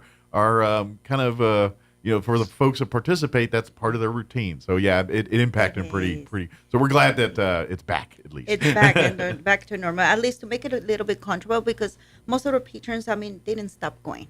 Sure. They love being there. Well, they found their ways to keep it fresh, but they kept going. Well, and books are everything. You got to read books, and I hate to tell you, folks, but even the movies and stuff. Guess where that probably books. It is, and as you see, our calendar it's kind of busy. It makes us busy, all of us who works there, and that's what the children likes. Excellent, and right now. And I'm sure the parents do too, because this is a great chance to get your kids, especially like I would say, if you're a homeschooling parent. If you're not plugged in with the library, then you're really making it hard on yourself to get some of this stuff done. There's a lot of resources, a lot of assets, a lot of events like this that you can, especially for, but people like to say, well, the knock on homeschooling is they don't get as much social interaction. All that. Well, great. The library can fix that part. They can come to some of these events and things, and that can overcome or make up for what they might be missing in the classroom. Sure, and they're always welcome, and we can find the sources they need. Absolutely. Wow. And like as you see, our calendar is trying to embrace all ages. All ages, all the community. We have even sense those of the little angsty 16 and 17-year-olds. Yes, especially the teens. Yeah. Our librarian, Rosie Ortiz, is working more with the teens as well. Absolutely. And she's encouraged them to come and participate. Like tomorrow, they're going to have the Charlie card where they're going to build nachos. Okay. So, all Who ages doesn't like are nachos? welcome. Well, I'm like, can adults creep in on this one too? yeah, I guess all ages are going to welcome. Sure. They're going to enjoy that. It's like, do I smell nachos? It's like, you don't even have to advertise. You start the nachos and people start showing up. I know. And then on the following weekend, as you know, Kate works amazing with the children. They have going to have the STEM with the Pony Club. Okay. So they will be interesting to see what they're going to learn about it. Excellent. And once on the following week, which is the third, will be the 26th, the Friday prior to the 25th, it will be an event that working with the teens. Rosie Ortiz, our librarian, excellent, is going to have a dinner party for them. Oh, cool. And they call it the Mr. Murray. Oh, cool. So they're going to have this kind of like a dynamic and game with those teens. They're Sure. welcome. The event is going to start at 5. Excellent. And what I like about these is because when the people start getting in that age group, that's the part where they really want to be more invested in the decision making and the process of the activity. And so I think dinners like this gets them involved and engaged. And I'm guessing from things like this, you learn more about possibly future events and projects and things for the library that will really gravitate teens towards. And because they've invested themselves into it. You know what I mean? Does that make sense? Yes, and the topic that she chooses is called, as I say, the murder mystery. So they're going to try to find what's the murder and that. So they like curiosity. Being curiosity. But I think this kind of inspires that, it's like, hey, we were there and this and that begat our next thing, and because I think they get actively involved in the planning and creation of the process. So, yeah. And all teens are welcome from 5 to maybe up to 6:30. Excellent. And as I said before, they're going to have a pizza dinner, probably some goodies as well. Yeah. They're going to enjoy it and have some, fun, and they don't can invite their friends as well. Just don't get cheese on the stuff in the library. Well, they're going to be in just a we're going to put it. We'll put paper we keep towels them out. out the bottom room as well. Yes. I was just kidding. And the last but not the least, Dia de los Muertos. Yes, we are in that time of year. Yes. Of course, Halloween and all that right here in the corner. Of course, Dia de los Muertos, which is this is where you get to expand culture and things. We live in Southeast New Mexico, so it's a lot on more people's radar here than certainly other parts of the country here. But it's really cool to learn because and what I think is because I think people that may know Dia de los Muertos and that's it. They think Halloween, dark, ominous, and you're like, okay, that's what got you in the door. But once you get deep, there is so much tradition and love, and it's way more than oogie boogie. If that makes sense. It is, yes. Well, so far, I think people in our community, they already know the difference between Halloween and Dia de los Muertos. And we respect each culture, But people just kind of lump it together, and so that's why I love events like this, because it gives you a chance. It's like, oh, that's not what I thought it was at all. Or, I remember this growing up as a child, and it's evoking so much sense memories, and now I'm glad my children get to participate. Yes, and growing as people from in the Southwest, it's good to know what it's Dia de los Muertos and what it's about. And as you see your calendar, it's going to show what we've been doing. We have workshops. Yes. We're going to have the ofrenda, what they give you an explanation, what the meaning of the elements that we put in the ofrenda. We're going to have the altar. But the way the altar, we try and encourage to have somebody from our community. Okay. This year, we're going to give the honor someone, an Hispanic, who did a great impact in the community. Okay. Probably most of you might hear about Ricardo Rudolfo Rudy Burrola. Ah, okay. He is our honorary, or he'll be our altar representative, I guess you could say. For this year. And I've been working on this for a while. So we have already an exhibition of information about him. Great. So those ones they're interested to know about him. And then generally when they do this, yes, generally it's people around the state, but not always someone from right here in Roswell. Yes. So this year, and so I'm guessing other around the state that are doing similar deals, he will also be the honoree at their altars as well too. Yes. So it's statewide. It's not just here in Roswell. Yes. But it just so happens our honoree this year is right here in Roswell, New Mexico. Yes, and you're going to be surprised because you might see your picture in there. Mm-hmm. People from the community, they're going to get a surprise to see you as a child. Sure. Those when they were around him. Sure. He would participate on you the were an Boys impact Club. in his life, around his life. You might pop up in a clip or two here. It will come out there. You never know. And we have pictures there like when he visited the White House while during presidency of Ronald Reagan. Oh, okay. A couple kids weren't there. They're now adults. Oh, yeah, so they're now my age or older, probably. Probably, yeah. But you see pictures from those people. I mean, the purpose of this is to encourage people that we have people who did an impact and to keep planting those seeds, growing up that feeling, Absolutely. And they say, I can beat him. I can do something that goes beyond. Sure, it's an inspiration. Yeah. Yes, you look and you see, and the fact that this is a person that, odds are your family or whatever, might have had interactions, it brings that message much closer to home because, I mean, you look at your idols, your Taylor, people that really at the end of the day, you ain't going to see them but on your TV, your phone or whatever. And this is someone that you're like, man, this person made such a huge impact in the world. They went to my church. You know what I mean? Or something like that. It sinks home much stronger in a place like this than, you know what I mean? Because that person's right here. So, yeah, I get exactly what you're saying. And when I started working on this, I needed someone local. And as I started doing my research, I started keep searching with people. Mm-hmm. For the people. Wow, I admire. He's a really inspirational. Sure. So the more you dug, the more you're like, dang, this is. I can see why he's here now. Yes, he went through different areas, sure. Religion, with the community, with the society. Sure. He encouraged beyond to children to learn life skills, sure, to inspire more about themselves, and especially about their self-esteem. And I met couple of them all grown up already and they still admire him. So you're seeing the impact of his work basically years later. Yeah, that's awesome. And that's what our purpose is at the library to, besides doing the research, besides doing the culture, the tradition, I mean, have something. Does he have any family still in the area? Yes, are they going to be? They're going to be attending. Awesome, good. That's what I was hoping. I was like, could we get to meet some of the family maybe? And as in fact, I think Mary Lou is listening to us. Excellent. Ms. Burola, she denies me to call her Miss Burola. They call me Mary Lou. She's a sweet lady. Good. Well, I'm glad they're going to come. Been helping me so much with all this. So I hope, and I imagine they're going to be over proud, but I'm sure it's going to be an emotional day for them because, we look at him and they're inspired by him. They're looking at him as mom, dad, and uncle or, grandpa or whatever. That's kind of. And we're just talking about just one of the areas, which is the altar, the ofrenda. Of course, we follow the tradition as always, like blessing the picture. Yeah. Those one who passed away, they're welcome to bring their pictures. Father Lalo is going to give the blessing. Okay. So everybody's welcome, especially those ones there, like they can stop by their hometown. Bring the copy of picture, bring it that day in the morning, early as soon as at 10. Okay. And they get the blessing. We're also gonna have the folkloric Así se baila. So there's gonna be the color and the pageantry right there in the folkloric dancing. And we're gonna use the whole library because they're gonna be dancing at the young adult area. They kind of need room. Yes. Like they're big, but their costumes are equally as big. And when they get to twirling, if there's not enough room, people get knocked out. Just saying. No, we try to.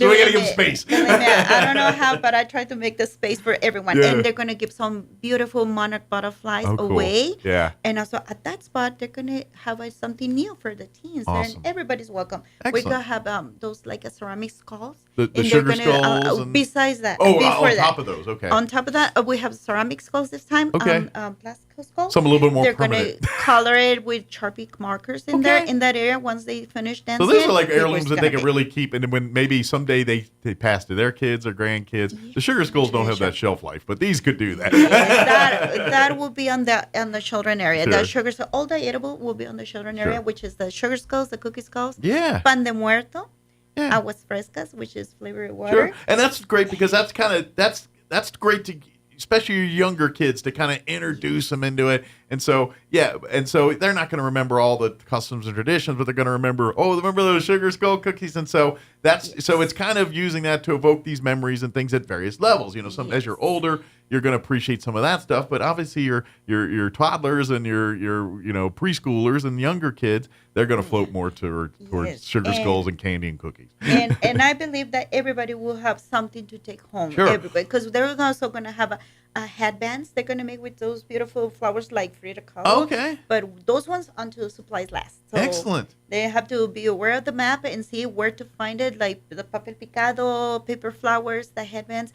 But don't forget, we're going to have also the face painting. Yeah, and they that's something, love it. This is something maybe to think about in future, because I think there would be a group that would be into this. Of course you can do the face painting, but I think they'd offer a workshop on how to kind of do, because this is a little more than painting a clown on your face. This is much more intricate, articulate work they're doing.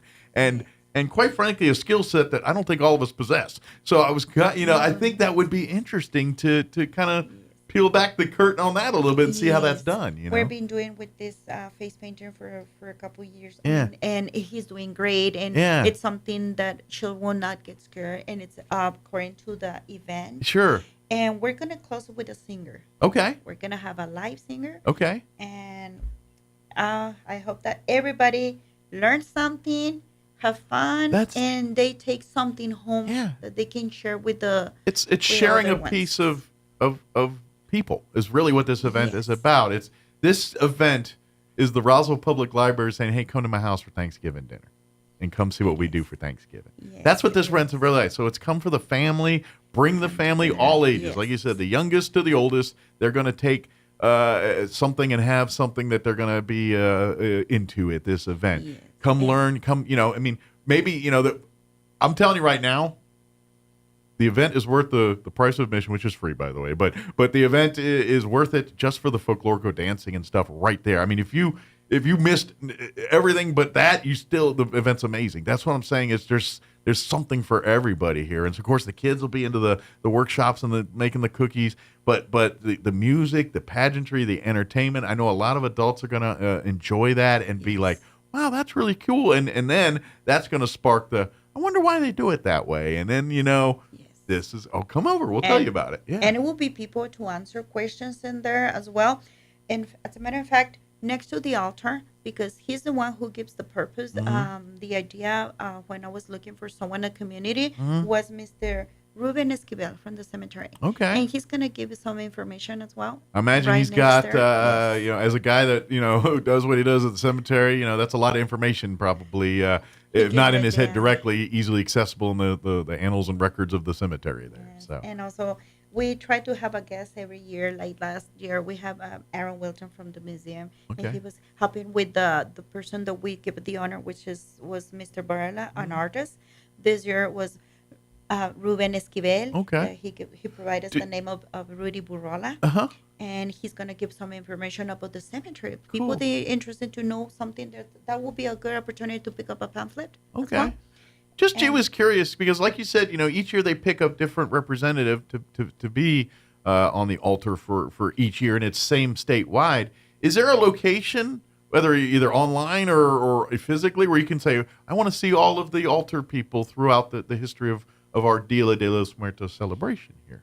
That is great. Well, right now we have an exhibition at the library. Okay. Right now, and on the 21st, they're going to see the other exhibition, which is the altar. Okay. That's when they're going to see. Okay. I just don't know if someone could go back and look and say, I'm very curious who's been honored in the past. That's a good idea. And stuff that. I might suggest that we can put them on the website. Yeah, I think some people would be very interested in that. Yes, they will see some familiar faces. Or because someone would be like, you should honor. I'm like, oh wait, they did 5 years ago. Yes, that would be. Yes, you know what I mean? Or like, you're right, we shouldn't. Let's see. Let's run up the flagpole and see what happens. Yeah. Yes, I know that we're going kind of slow. The first year that I started myself. Sure. We start with the person from the Hispano Chamber that passed away. Oh yes, I do remember. Name's not coming to me, but I know exactly who you're talking about. Yeah. And we even have his picture. Painted on the mural. Cool. On the Hispanic mural. And then the following week, somebody who did a an impact on the society, which it was Cesar Chavez. Yes, Then that one. we have I think people know that. That one's got a yes, bit bigger the footprint than national, some yes. people think. Yeah. And then the following was Varela from the Southwest. Yes. And this time we have the local. Okay. Rudy So there's the list. So we're working. We just got to put it in a place where everyone can access it. But- Otherwise, just call Diana every time at the library. Hey, what's that list again? Yes, you're always welcome. But as I say, don't hesitate to stop at the library and see that beautiful exhibition. Sure. You're going to read so much information. I wish I have enough time to explain how much he did great. And also, this is an opportunity that older generations get together with the younger generations and talk about what the world was like back in time. And this is something that I want to encourage. It's kind of like when Veterans Day come up, and they always encourage veterans to go to the various things. And it's not to honor you. I mean, yes, we want to honor you, but I know that's the exact reason you don't want to go there. But I want you to go so the young people see you and understand why they're doing it and what they're doing it. This is kind of the same thing. We need our we'll call them well-seasoned folks that have seen a thing or two and are experienced in life, to events like this. Share that with these, because if you don't, that's how the history goes away. If the next generation know about it, how are they going to carry it to the next generation? So the onus is on you and your generation to pass that down. And so this is an opportunity to do that in a fun way, and quite frankly, you'll enjoy the experience as well, because once you get the fire lit, and they're going to want more, and then you're feeling like a rock star yourself, like, man, I didn't know I was cool as this. You know what I mean? It does work both ways. It works both ways. Well, you see a lot of new things coming up about how they're working around the library. Yeah. But don't hesitate, and please make plans to be there. This is for our community. Yes. All are welcome, everybody. November 2nd. So it's right after the Halloween, the 31st, that weekend after Halloween, basically. Yes. It will be Saturday 2nd from 10 to 1. Yes. Until supplies last. Now, it is, they are kind of a come and go event, but this one you might want to get there at 10 a.m. and because you're going to be entertained and impacted the whole time. I know sometimes I have these events like, you can only do part, right? And this is the case. If you can only do part, awesome. But if you really, really have the time, get there at 10 and hang out till 1 o'clock. So yes, they're welcome to stop, and don't hesitate. You don't have to wait until that time to read, because the exhibition. Sure. They can stop by before and during that event. Well, enjoy all the arts and crafts and take something home. Absolutely. And believe me, the bread is so good. And that's the cool thing about it is you get to try things that maybe you never, or maybe you had 100 times. But, it's sometimes you're like, I've had it 100 times, but I can't do it myself. And so I only get to try it when people that know how to do it. Does that make sense? Yes. It's like, oh man, I love that pumpkin roll, but I have no idea how to make pumpkin rolls. So I only eat it when the holiday thing happens and the pumpkin roll season is. You know what I mean? It's kind of like that for some folks too. And of course, everything else, library related, outside of these weekly events, come by and get this calendar if you don't get, if you come regularly, I always invite you to come get. This is the November calendar I'm pointing out right here. October, November. Yeah, and they're always coming 2-month packages. And then you can come. You can just go to the front desk and pick this up, and you can put it on your fridge or whatever home. Of course, if you go to the website and all that, you can get a digital version of this as well too. But if you're kind of like me and like to put things on the fridge to kind of, this is a good way to do that. And they're welcome to visit our Facebook. Absolutely. See what's going on. And Instagram as well. You guys are also there too, and great to like and follow those. And not only do you get to learn about events, but you get to see like when they'll take pictures from the event. And so I imagine which you shouldn't, but if you do miss the Dia de los Muertos, you'll see a great recap of all the pictures and stuff, and then you can get jealous, like, man, I should have gone. So avoid that, and just go. But if you want to torture yourself, you can go check, see what you missed afterwards. Don't hesitate. Any questions, they're welcome to stop by, and we'll provide all the information. Excellent. And that day, as I say, Miss Burrella is going to be there. So come meet the family and everything else. And any questions or anything that you want to share with them, with the family as well. And of course, teens, everybody. One last thing, something that I learned, I didn't know about it. There's a proclamation day for Rudy Burrola, which is October 19th. Okay. And the original, it's right at the library. Okay, so you can come see the proclamation and everything there too. Excellent.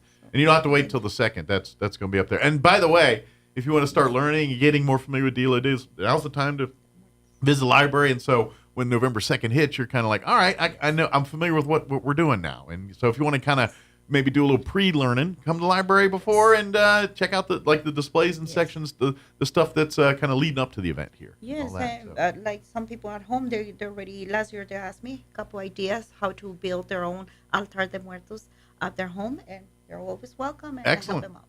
Yeah, trust me. Ask for help on these kind of things. Every time you try to do it yourself, it never ends well. Somebody's foot ends up somewhere, or something gets stuck to something. So just ask for the expert's help before you try it.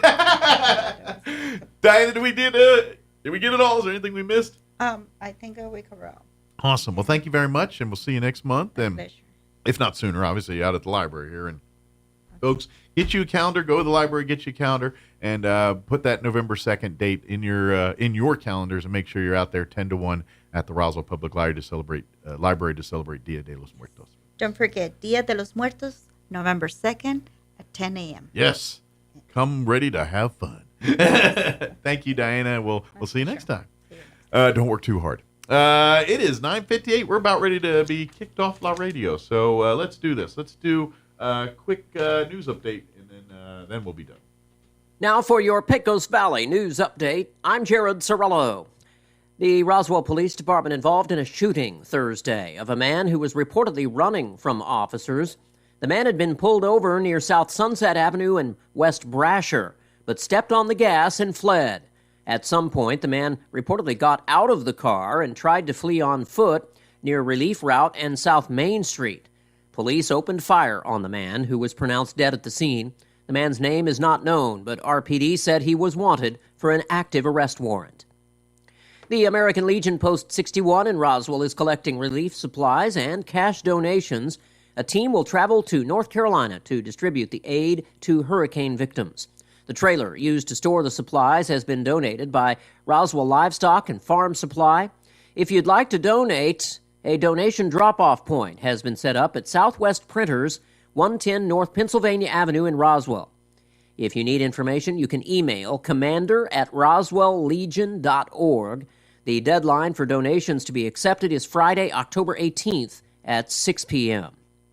You're up to date. I'm Jared Sorello reporting. People have been killed, but many are relieved that Milton wasn't as bad as it could have been. But make no mistake, authorities say the flooding is devastating. One of the most profound things that I'm seeing out there is the flooding.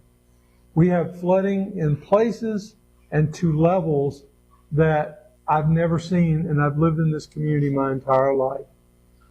It's absolutely staggering what we're seeing out there. Also at townhall.com, Milton's rampage is not swaying leaders who oppose returning to Washington to approve billions of dollars for disaster assistance. Here's correspondent Bernie Bennett. President Joe Biden on Thursday said lawmakers should return to Capitol Hill immediately from their pre-election recess, echoing pleas from both Republican and Democratic lawmakers from the afflicted states. But despite questions about the solvency of the Federal Emergency Management Agency's disaster fund, House Speaker Mike Johnson and top appropriators insist the agency can manage its fine with the $20.3 billion that Congress freed up for it late last month. Biden has largely backed statements from FEMA officials saying the agency has the resources needed to support recovery efforts after Helene and Milton. Even in a letter he wrote to congressional leaders Friday, Biden's request was for action, quote, after the Congress comes back into session on November 12th. Bernie Bennett, Washington. Well, the two very unwelcome